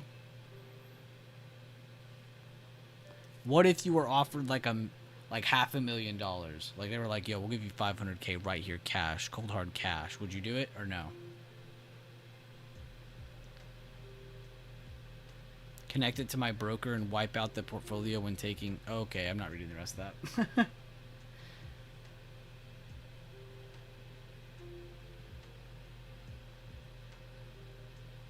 To control you. Good take, Mel. Good take. No, not worth the money. Damn, y'all still aren't taking it for $500K. Okay, I was gonna say $1 million, but I just felt like that was too like vague of a big number. $500K sounds a little more realistic. Nope. Okay. I was just curious. See if anybody had any fun answers if they did want the chip. Looks like Tobias is pretty wild. He was gonna connect his broker.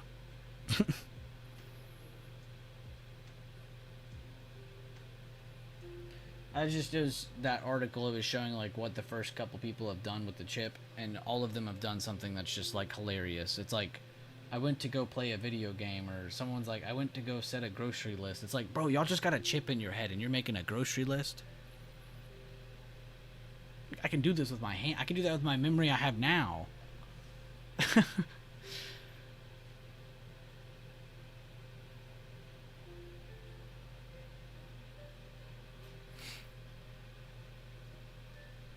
Imagine the headaches, my god. Oh wow, I didn't even think about that. That would be a different level of migraine. Great name, by the way, Ashton. I do want the X phone, though, connected to Starlink, private data. Yeah, that would be pretty cool. I think the whole Starlink thing's going to be pretty cool. It already is doing amazing things around the world. It's connecting places in the world that have never had internet. It's modernizing the rest of the planet. But yeah, the whole X phone and Starlink, I think that is going to be pretty cool.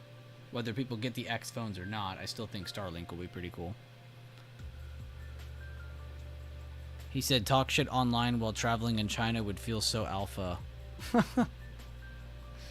Yes, that's the reason we are striving for Starlink.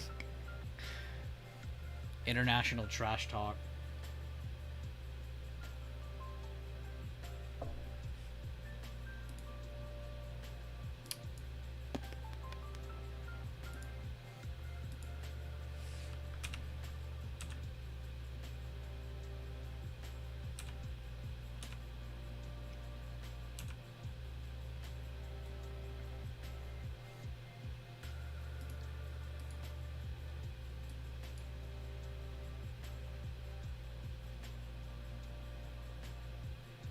Tesla's kind of back to where we were like in calls yesterday. It did alright, but nothing crazy. But it's right back to that same spot.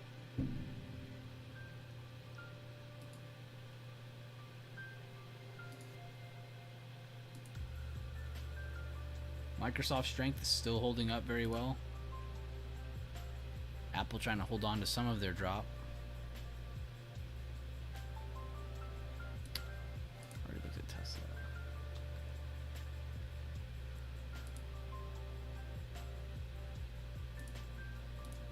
This one though, I'm not surprised by this one. With how many times it failed to push lower.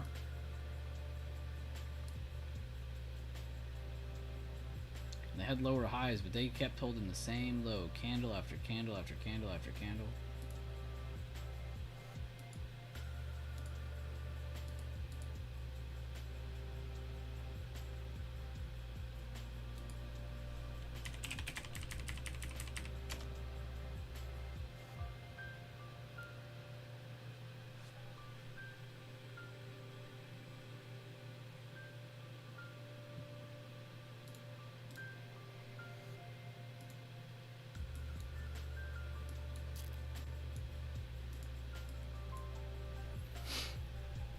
Well, guys, it's been a little over an hour and a half. How is everyone doing this morning? It's been an hour and a half since I started streaming, at least. Hour and 40 minutes.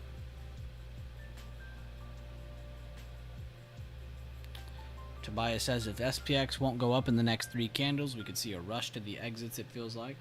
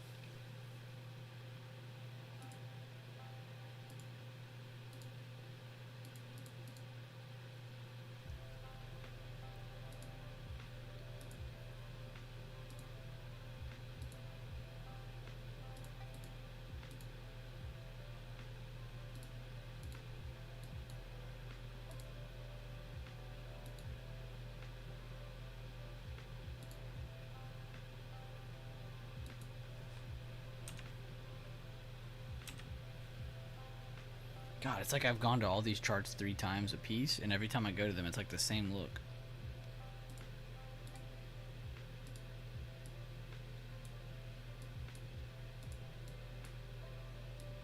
I'm trying to keep that high right there into the picture so you can all see it still.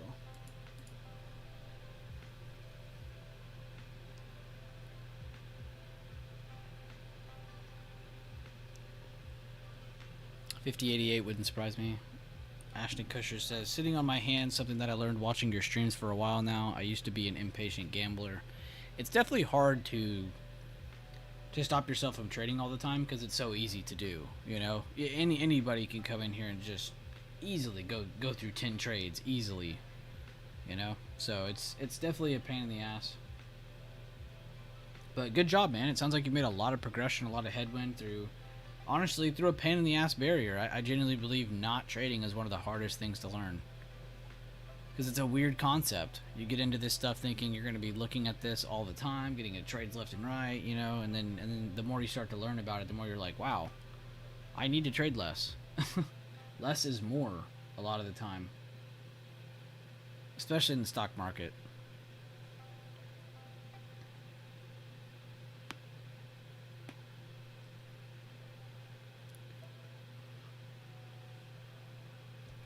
And I'm not saying that you can't get a move today. We definitely could get a great move that sends us back to the highs, or maybe we reject this and go all the way down to 505, or just maybe just stop at 507.50 and we stick here all day long. But another thing is just awareness and context. Like, is it really fair to sit here and say like that we should get a really, really big day? No, I don't think it's really fair to say that. We just pulled back from highs. The change in the sentiment in the market just went from over the past couple weeks, that is. The change in sentiment just went from, oh my god, we're going to keep going to all-time highs, every dip is getting bought, and then we had structure break. And then I swear everybody and their grandma turned into a big bear and saying, "Oh, the market's going down below 500. We're going to see 460 again." But maybe we do, maybe we don't. But let's stop trying to guess the future. Let's react to what we have in front of us, and use the awareness and context that we have from the past couple days, or past couple weeks, or past couple months, just past experiences. Let's use those moments to help us move forward, not just go off of random feelings or whatever we're doing to make us make these mistakes. But I like talking about that stuff because, like, right here, it's very obvious to me that no, we probably shouldn't get a big move today, and if we do, it's going to be because we're either coming down to fill this gap or because we're holding 510s and we're trying to move back up. But everything revolves around the 510 level. There's always a pivot point that's the most important, and you'll find it every time you go back through your time frames and you're just reviewing. Like what we do here, like we have this chart for smaller time frames, and then we do this one for bigger time frames, and it's really just to give us more info. It's just so we can feel more aware of what's around us. Because right now, I bet every single one of you would tell me, if I said, "How does today feel to you?" you would say, "Well, it feels like we're just kind of between two levels right now." It might not know exactly which ones, but it feels like we're just being squeezed right now. And you would be correct. Look at the time frame right now. We're between 506.67, the control point, and the golden pocket at 510.51. So yeah, it doesn't just feel like it. We are literally inside of a squeeze. This is where everything gets squeezed. You aren't really technically bullish or bearish inside of this little area right now. For short-term trading, that is. So, you would be correct in feeling like we're being squeezed.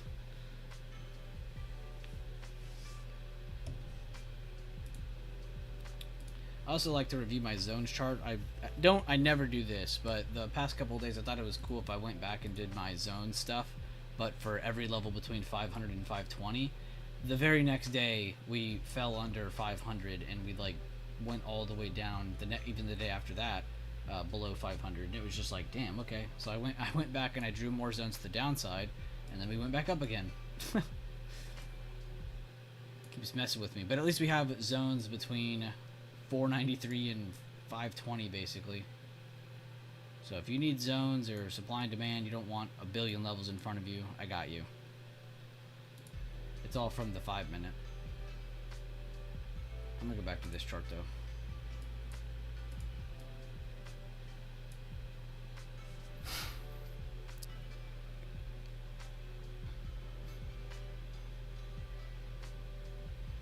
Tobias said, do 25 push-ups every time you lose a trade. Enter with stops active. You will end up broke and buffed or rich and fat. But you will condition yourself to only go for 3 or 4 trades a day. Yeah, that's very important because, like, we were just talking about that yesterday too. Only using so many of your mental decisions a day.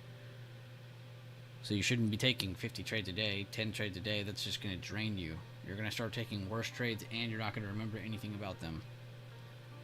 Thanks, man. I remember in one stream a while back, you got on to me about taking trades, pointless trades. I did a lot of self-reflecting, was like, man, that guy was right. It's really just, it's the system is right. I'm not right. Like, I make the same decisions all the time, Ashton. I'll go out there and I'll trade 4 times, and it's like, why am I only down 20 bucks today? But I feel like I did more. Because I'm over trading. I'm not making good decisions. I'm just throwing money at the screen.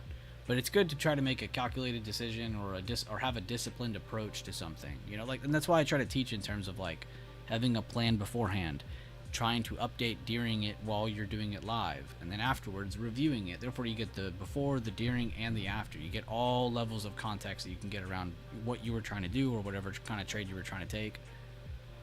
You understand every little bit about it. Good stuff though, Ashton. Also, the reason I trade London Open fully naked, no decision fatigue. Thank you for that, Tobias.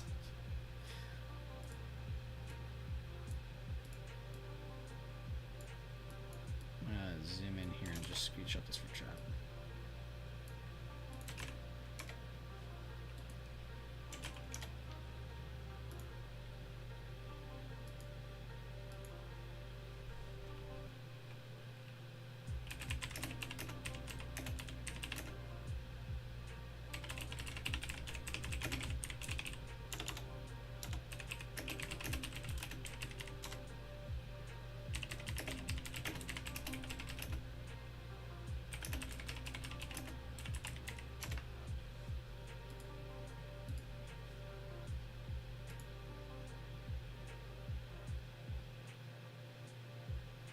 I do remember that, Mel. He said I used to do 20 or more trades. I remember when he used to take like 20 trades a day. That's been a while, though. It's been a while.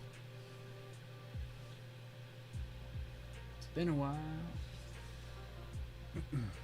I do remember you doing that all the time, though. You'd be taking like 20, 50 trades a day. But you have definitely not done that in a while. And when you have taken a lot of trades, it's been when there's been a lot of trades to take. So, you know, on those days, I think you were just super focused. Whereas before, it really was just like a shotgun. Just shooting at everything that's moving.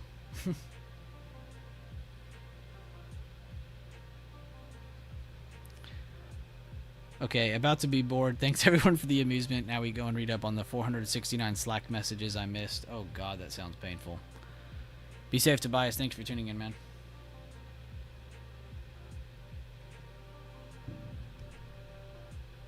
Let's see what chat's saying.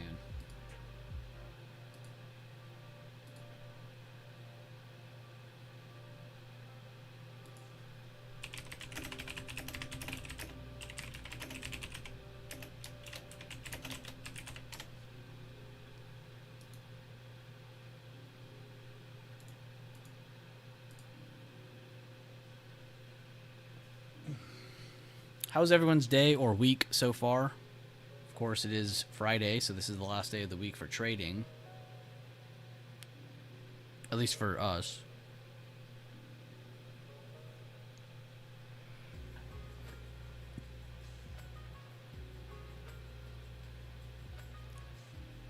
It's been a while. I'm a very optimistic person, which causes me to always have a bullish bias. I believe that. Feel you on that one. I am new and still learning a lot. I have learned a lot since finding your stream just a few days ago. You were very helpful. Damn, well, that's awesome. I'm glad to hear that, Sean. And this was your first week being here? Damn. It felt like you were here for like a month. Maybe it was just how much you've typed or replied. It just felt like that. But glad to have you. Ace said 14 bucks on the day. First trade was for a loss for about 813. Then re-entered the same trade, made 336 as I re-liked the trade. Then entered a new trade for about 498. Nice. God, I bet you're mentally drained, though. To finish a day like that green after having such a strong red trade like that, Ace, seriously, great job. And of course, it's going to be hard for me to understand because I don't know relatively how much you're trading every single trade, but it sounds like you had it under control. Great job working your way back up and not trying to take lottos to get yourself back there. That's an amazing bounce back, seriously. Ryan said, not a bad day, good trade, and a bad trade. Definitely make sure to review if you haven't already been posting or looking at it.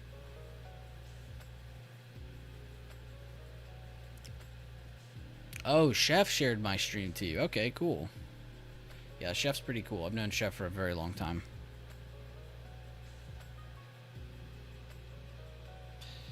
Chef is a real OG. 30 cons each. Something light, Ace. I see you. Something light. What is your target, Ace, when you go for contracts? Are you going for a certain distance from the money line? Are you going for a certain delta? Do you go for a certain contract? Do you just... Excuse me. Oh, I didn't sleep much. Do you just click away and just click whatever? What's your target? What are you looking for? What's your focus when you're grabbing these contracts? What is your contract selection routine or whatever? In review already? Okay, Ryan, my bad. I'll go check it out here in a minute. Good stuff, though, Ryan. Thank you for already trading, already being on it, and already posting your reviews. Yeah, do that, Ace. You know that's fine with me.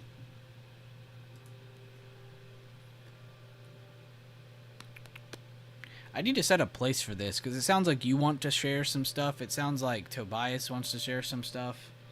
It sounds like I just need to make a different channel for, like, members' trade journals or something. Therefore, it's at least kept in a good spot, and we can delete messages that are definitely not needed. Just try to keep it entirely focused on the post.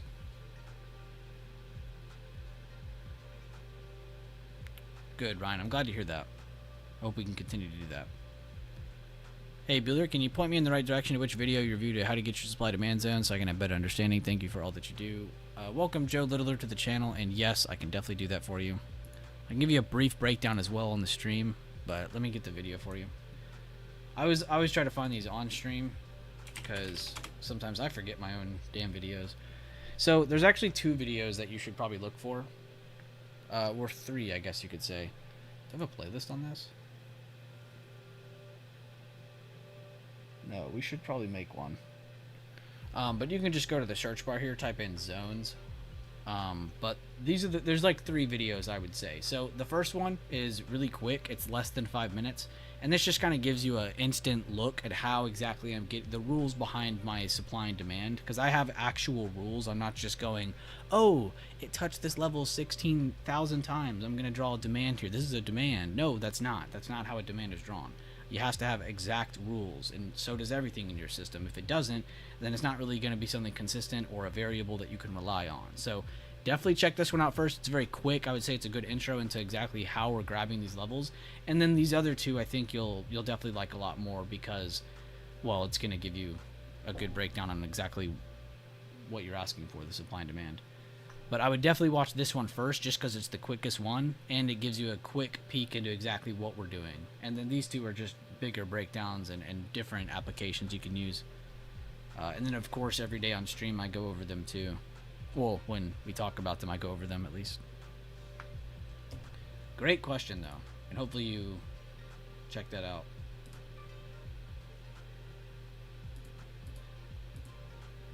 But yeah, those are the 3 I would check out. None of them are too long, though. 13 minutes, 11 minutes, 5 minutes. They're not really long at all. So, and all public. None of these are member-only videos.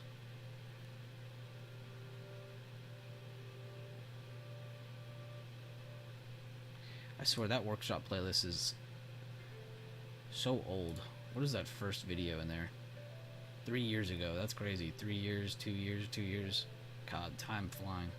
The J-Bake one is over 2 years old too? That's crazy. The workshop videos are just a bunch of big videos of like a price action strategy that we have focused on. It's mainly about the main one, the BB system, but there's a couple other things in here that are just kind of cool and can be thought about when looking at these levels or just different levels of price history. Buyers are definitely present, guys. They are back into this zone of 510. That's a good sign. Above 511 would be a good sign. A lot of you are probably not looking at this chart, though. A lot of you are probably looking at this level, or this chart, sorry. And either way, though, you should have 510 set on to some extent. But 510 being retaken by bulls, very good sign. And remember what I told you earlier, we need to see them change the trend above the lower high. They are above that lower high. So might actually finally be getting a change in trend, which again doesn't mean we have to pump up or anything, but it gives them a good chance at trying to make moves like that can give them a move that can break above this level, work towards here, break above this, work towards here. It gives them a chance of making these better moves a lot of us are looking for. But if nothing happens, no need to chase.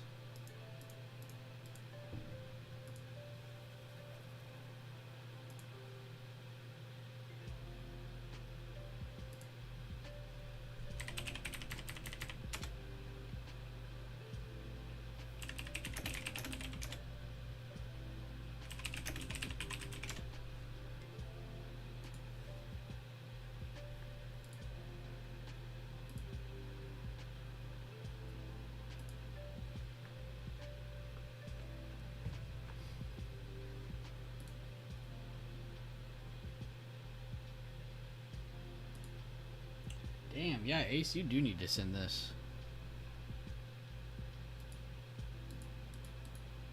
It's very in-depth. It's kind of like Leland's calculator. It might have a little bit more on here and has more of a table, more so than a calculator. Kind of the same idea, though.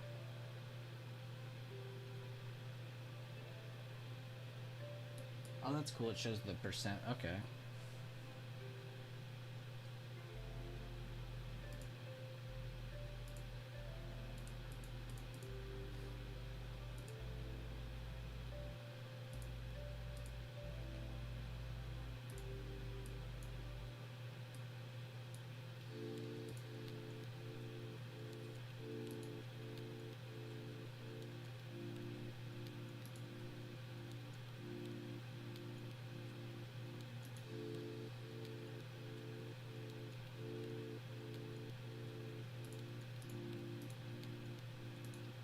Damn, I just saw what Leland closed that trade out at on Tesla.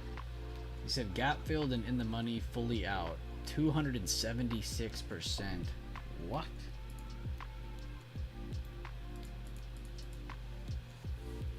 This man never fails to impress.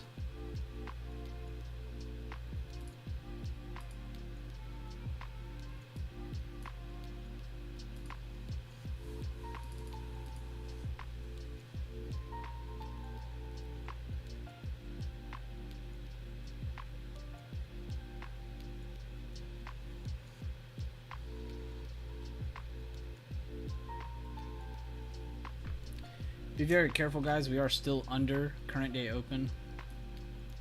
But a good show of life by buyers short term finally. Honestly, I was a little worried whenever they tried making that new low right here, because they had a really good show of like just initial sign of life here, like, hey, we're trying to get bought up here.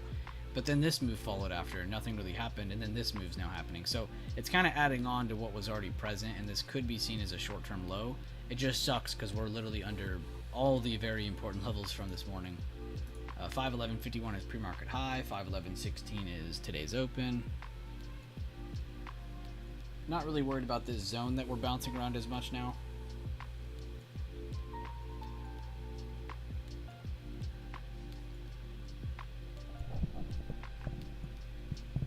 How's the music volume on YouTube? Is it fine? I think I need to go back. Here it is. Yeah.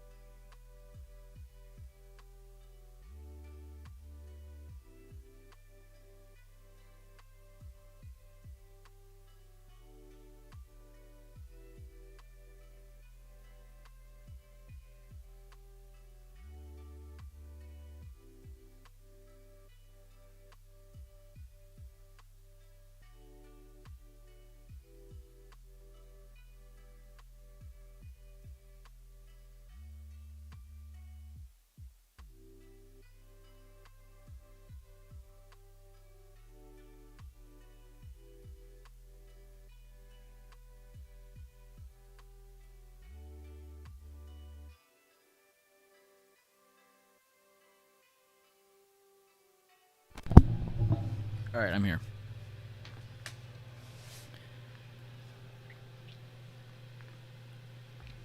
You need to study more?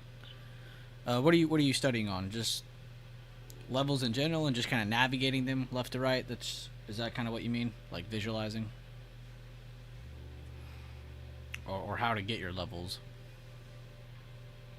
I said there's like a couple levels to it. Like 1, getting your levels. 2, understanding the different types of entries and understanding how to navigate the levels. Okay, Ace. There's no way you actually still watch it. There's just no way.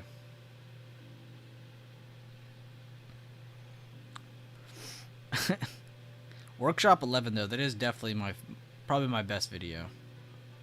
I definitely put a lot of hard work into that one. And it was like, seriously, almost the entire system all in one video. I even covered the staircase method.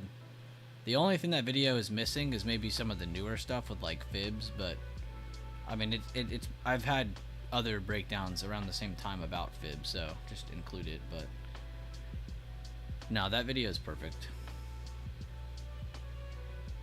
That's why I kind of stopped making workshop videos, because that was like the ultimate one. Like I'll never make a better one than that. There won't be one that teaches you about the system better than that one does. Maybe Baby 83, great name. Hi guys, slow day. Do any of you guys use stochastics in Webull? No. I'm sure there's people in here who use Webull. I don't know about stochastics though. We'll see. But I personally do not. And if anybody else does, feel free to speak up. I don't think anybody in here does though. This dude Ace.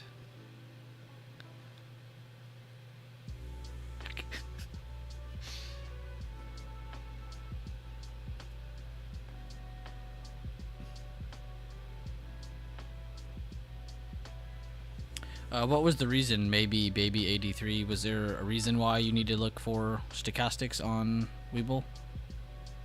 Is yours like bugging out or something? Excuse me. Do you use them for divergences? Say his name 5 times fast? No. I already stuttered too much. I stuttered and rolled my words over way too much.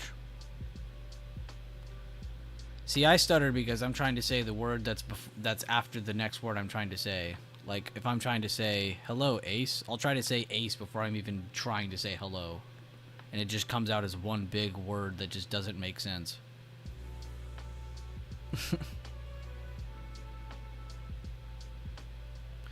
That's the type of stutter I do a lot.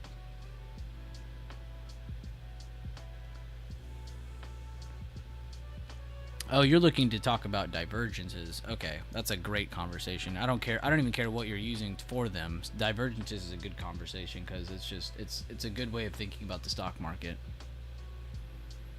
Honestly, the whole market should be thought of as a divergence.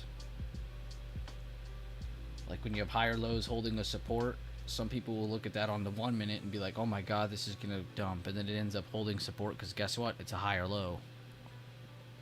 I was just curious if you have more success spotting divergences in the slow or normal stock. Oh, okay. I personally would not know, so I can't help you, but good question, though. So if anybody does use stochastics, feel free to add your 2 cents to maybe Baby 83's convo.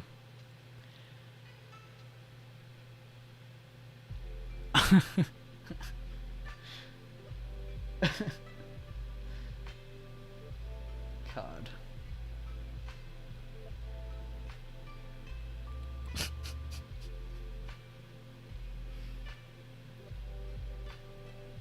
He says that, but like if you saw his trading the past like 2 months, it's like the guy who's saying it's kind of fun. It's even funnier hearing it from Ace.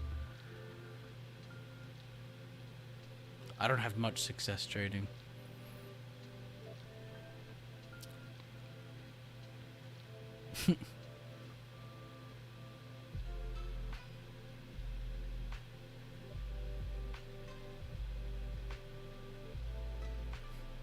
Ace, it's between like you, Kevo, Mel, maybe Leland. I'm not in this race though. I would say it's between one of you 4 or 5 that are that are definitely one of our most consistent traders over the last couple months. I won't say any farther than that because I'm not trying to glaze you like that, but I mean, you have been consistent for a little bit. I'm not trying to wish anything bad on you, of course.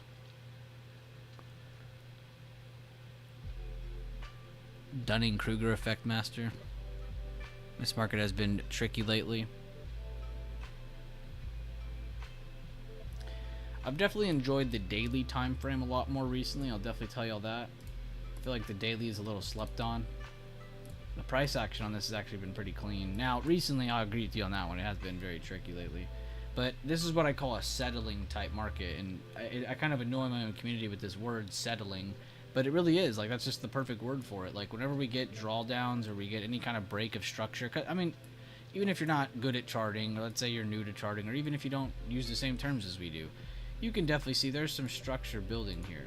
There's some structure over here, right? We end up moving under all of it, right? So even if that's not bearish or not going to keep us going down, it is a good initiator, though, to give us potential chances of getting better risk-reward lower highs. So if they end up stopping up here, that's a good risk-reward for more shorts until we see a retake, right? So you always got to give yourself that condition on both sides. But it has been pretty interesting.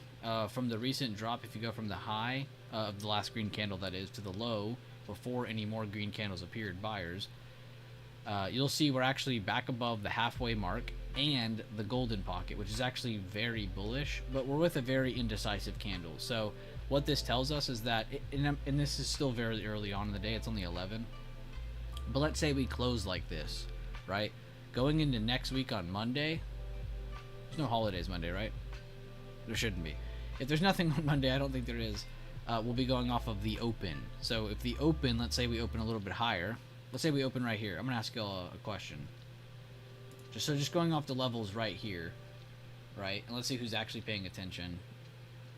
If we open right here where this red line is on Monday, what is our game plan? What is my initial above level? What is my initial below level? How do we trade primarily? We're mainly focused on price action and price history. So we do trade just price action, but my levels are all just price history, so it's all the same thing. Well, we just look for lows, highs, higher lows, lower highs. We have types of entries here that we look for. Everybody else said my audio is fine. I had somebody even tell me earlier I was too loud. Yeah, candlestick reactions, that's it. We look for patterns with positioning. And I don't mean like what are one of those stupid ones they call like triangles and stuff like that. We don't look for that. We're looking for actual candlestick patterns. Piercing lines, dark cloud covers, morning, evening stars, hammers mainly is what I like to look for. Piercing lines, all these amazing candlestick patterns, engulfings, soldiers, crows. No, you're good. I don't know why. For some reason, on certain people's devices, like on their phone, I'll be quiet, and then they go to their computer, and I'm super loud. And then for some people, they'll be on their desktop, and they're like, "Dude, you're super quiet." They load me on their phone, and I'm like super loud. I don't understand. I don't understand how the audio works, man. You don't have to be sorry. You're good.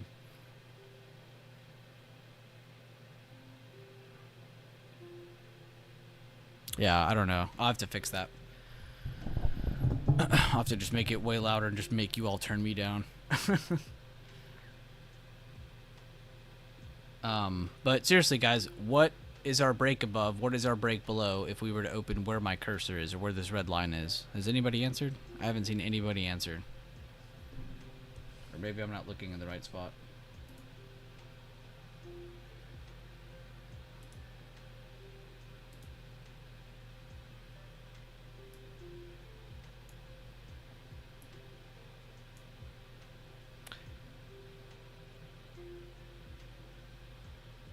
If we were to open right here, our main break above level would be that previous day high, today's high. Our main break below would be that previous day. Well, we don't know this is the previous day close. This day's not done. But if it closed just like this, that would be our look. So pretty simple just off the rip. And it's just because of this type of candlestick. These type of candlesticks are 50-50 candles. The next day you want to go off of the next day's open. Which, that's basically our specialty here. Everybody knows that going from current day open in this chat is the most important pivot point you could ever follow. For intraday trading, that is.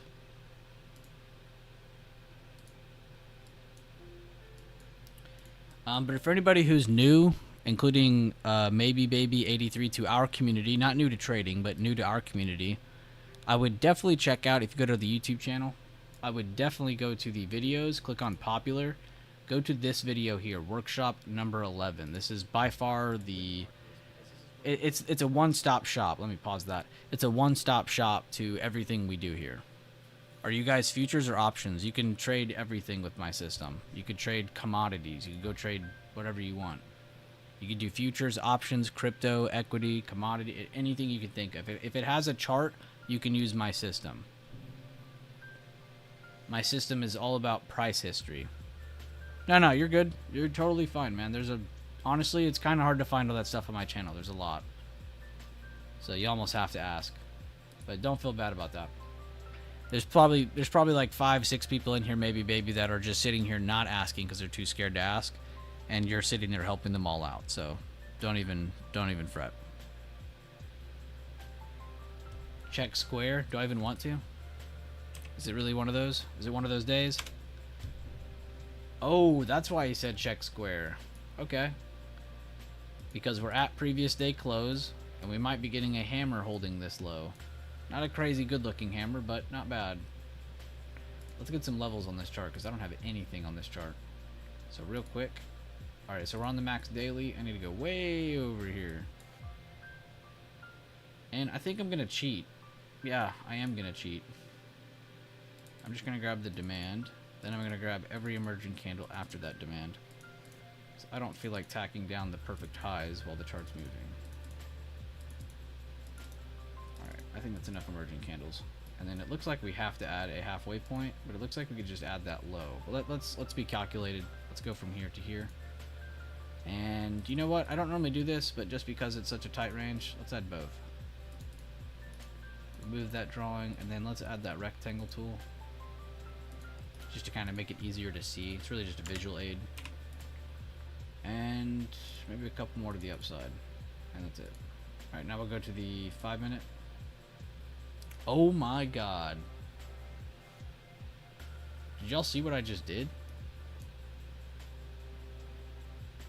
Huh? That's weird. I don't think that's ever happened like that. But yeah, I was gonna say this could be close to that area, but it's literally smack dab inside of it. So yeah, we're kind of just focused on previous day close, and I'd say 7150 as a kind of secondary level to the upside. 7150, good psychological level. So this is a good touch of this, but that doesn't mean bullish yet. We need to see better higher lows out of this area. So not just one reaction, which is what we call the impulse move. This would be an impulse, just the initial reaction. We need to see a higher low of that reaction.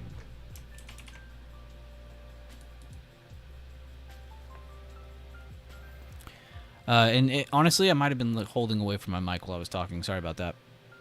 Good looks, Jacko. Great call. Great find. Did you just now go chart that and you found that, or did you already have that on watch before today, or during today, I guess? I've been trading today. I've been trading for 3 years and just turned basically break-even / profitable, but kind of stuck. Like I need to maybe consolidate my strategies and refine them. That's a very mature way of thinking about things. I think that's a good way of saying it. Just kind of standing back and just kind of looking back at everything and like, okay, seeing what you need to do, reviewing everything you're doing, reviewing everything you might not be doing, and just kind of thinking out loud to yourself. And I'm not even saying maybe adopt my strategy. Do whatever you want. If what you're doing is working and what you're doing you're comfortable with, stick to it. Ignore everything we're talking about here. Don't ever switch up your strats or move away from something you're doing unless you really feel like you want to focus on something else. That's different. You know, if you really are trying to make that change or that adjustment, that's different. But in my experience and in everybody else's experience in our chat, try to just focus on doing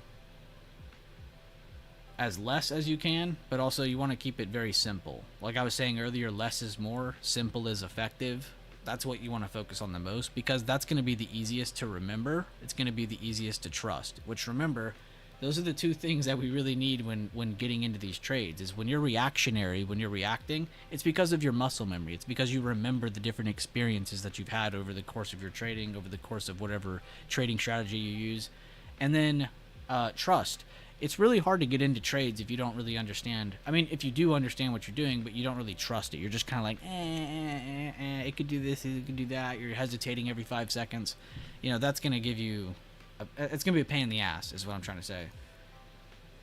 But definitely try to focus on stability. And that's what I'd really promote in my community is structure and stability. You could adopt my strategy and still not be profitable. I'm not saying you're going to be rich. I'm not saying that at all.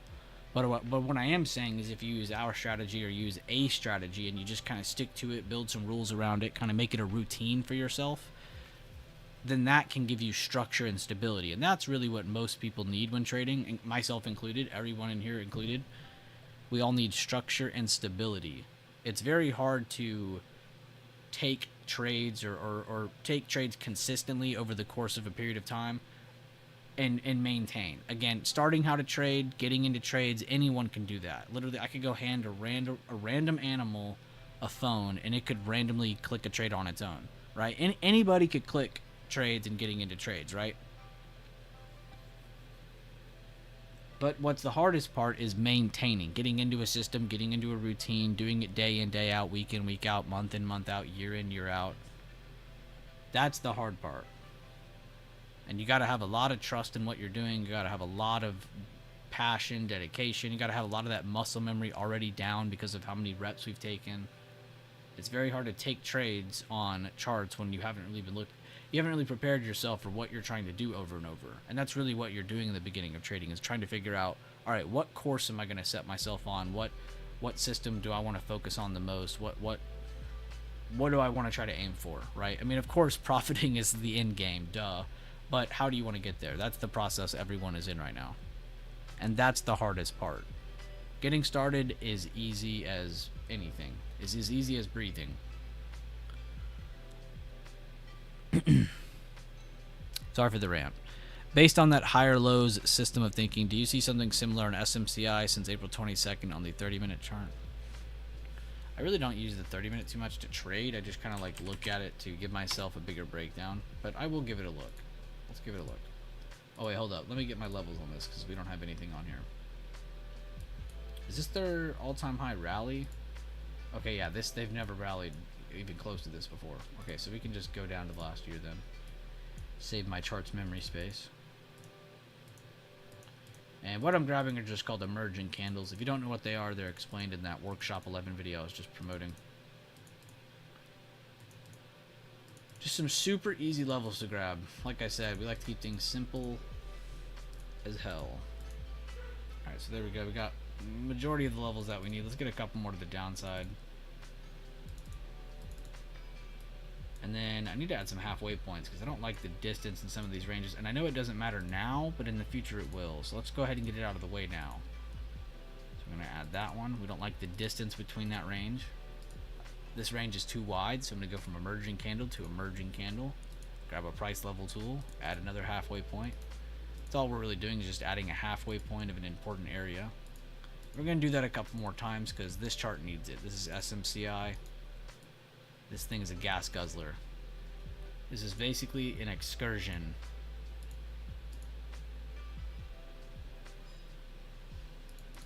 Yeah, excursion. I was like, wait, is that right? The gas guzzling god.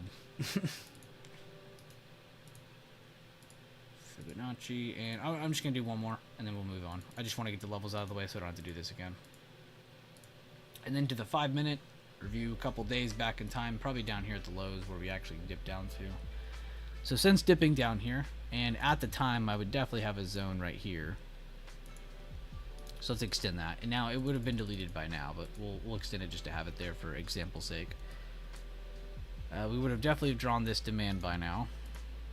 Again, we're just going back a couple days to get context on what the hell has happened up to this point. I don't know. I gotta look. So we went up, rejected supply of that high of day.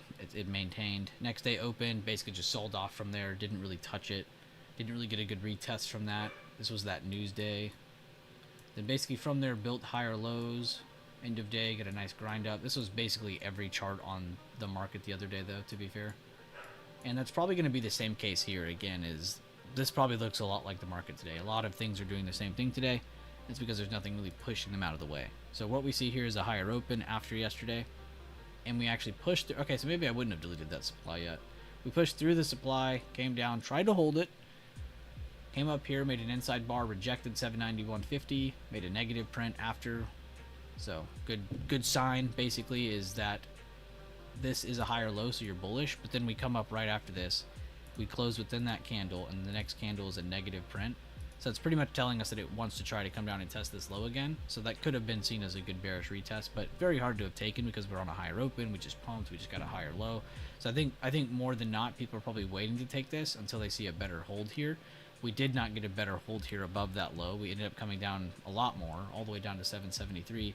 And yes, it held the bottom of supply, but unless you had your chart marked like that, you would not have been that bullish on this chart. Also, a little awkward because of this low here. So it probably would have had you a little hesitant on taking a trade till you see a pop.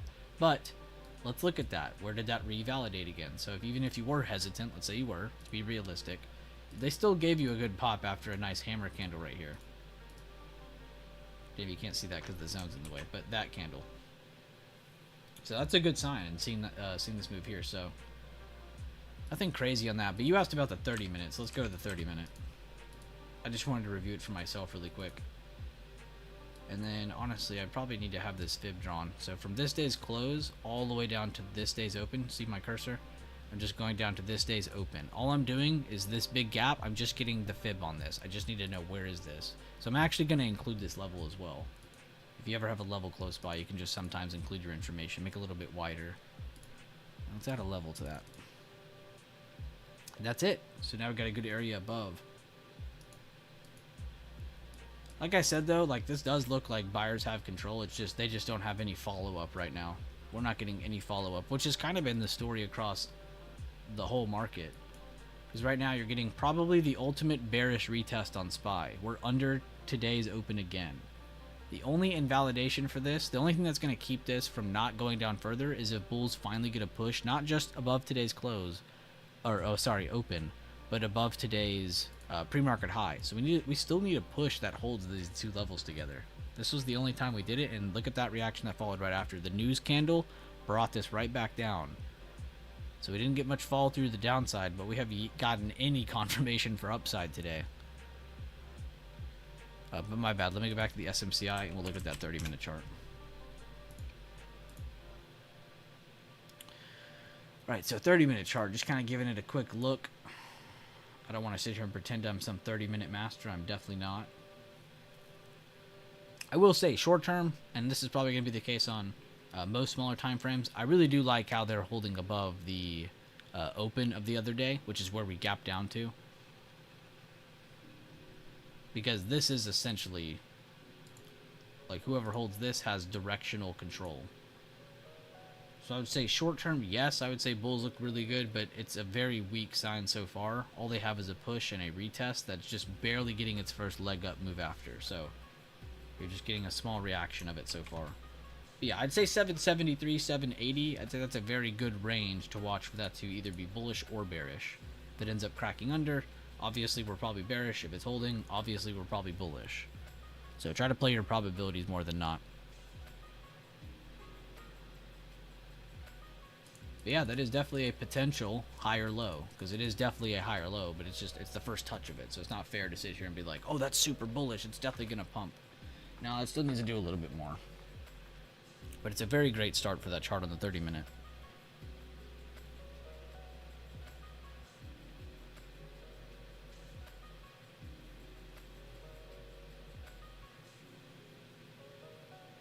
You're good, Jack.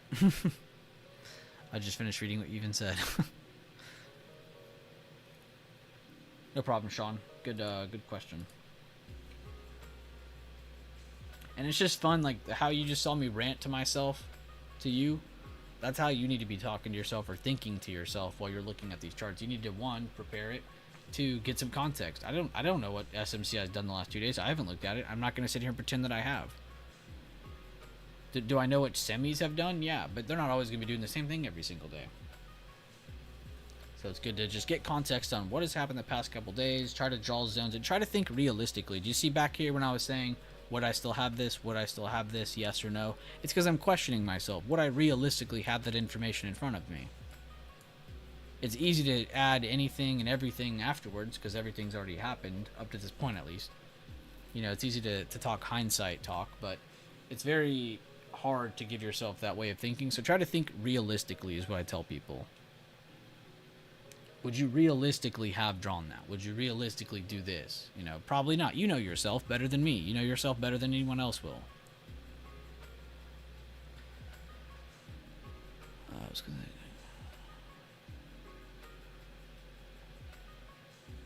And yeah, a trending market's always going to be, I mean, I guess that is kind of a perspective thing. Some people would say a trending market is easier to trade in, but based on some people's strategies, that's not true.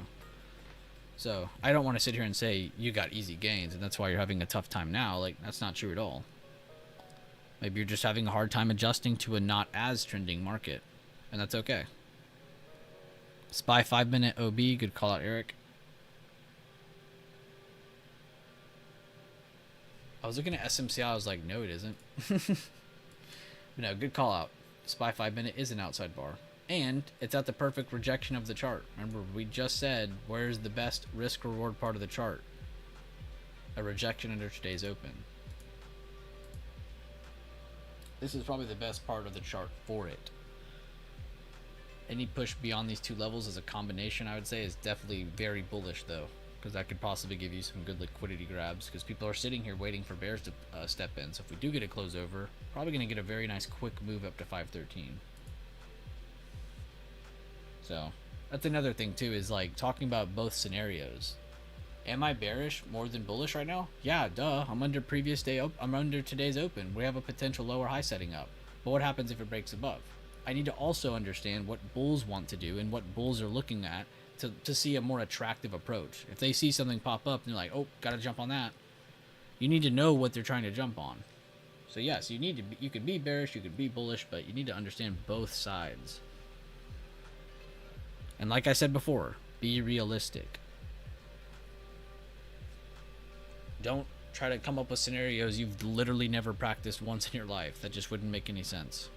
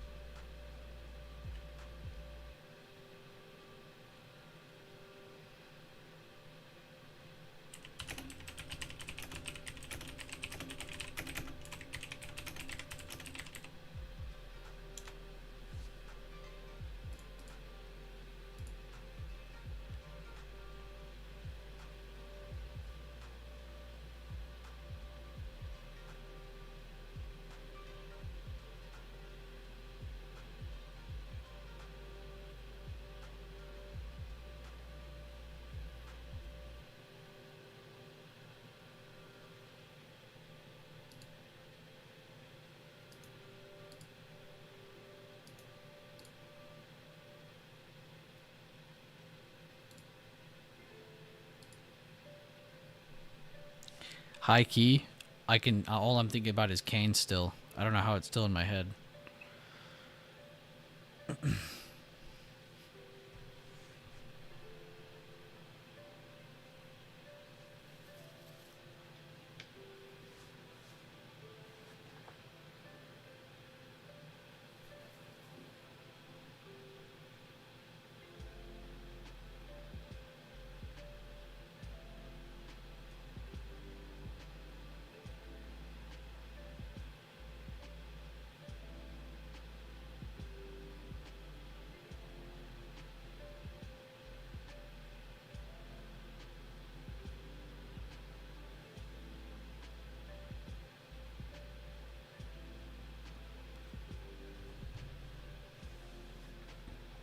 No, you're good, Leland.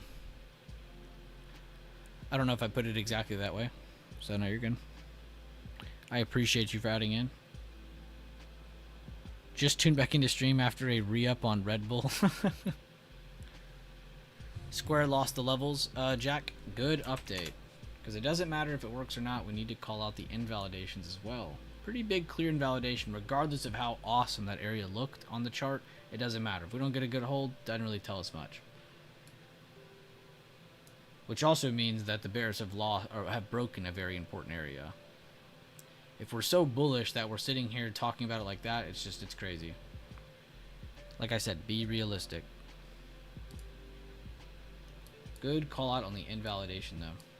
And good find on that, honestly. I was a little impressed when I drew that halfway point golden pocket, and then I was honestly impressed that it was holding that perfectly, because I don't think I ever draw the golden pocket whenever I do my halfway points for my emerging candles for my levels. I pretty much never add that. But it looks like in some instances it could be very useful. Like if you see like a large area and there's just no point just adding one level, should just add both and put like a little zone there or something. And then expect that to be a bigger control point and a bigger area you could trade from, like higher lows above, lower highs under. Just another important pivot area.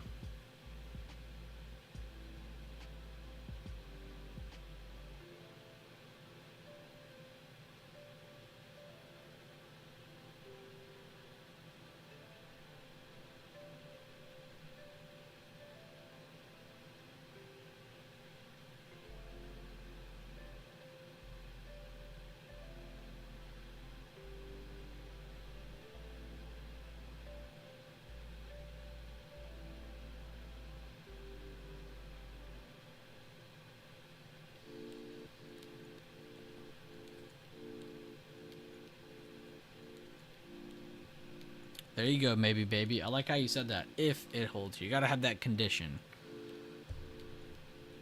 That's how computers trade. Like everyone's always like, I wish I could trade like a computer. I wish I was emotionless. Like that's impossible. We're never gonna be emotionless. You're gonna have emotions. You're gonna feel the trade that you're a part of. It doesn't matter when or how much experience you gather. You will always feel the trade because you are directly connected to it. But the best we can do is give ourselves a conditional way of trading, just like computers. And like Ace just said, if that, then this. If this, then that. It's all conditional. That's how you want to trade. That's a very disciplined, calculated way of taking trades. Fit in a good strategy in with that, you're set. And there's, an infinite number of those. So find that, find your personal preferences, and stick to it.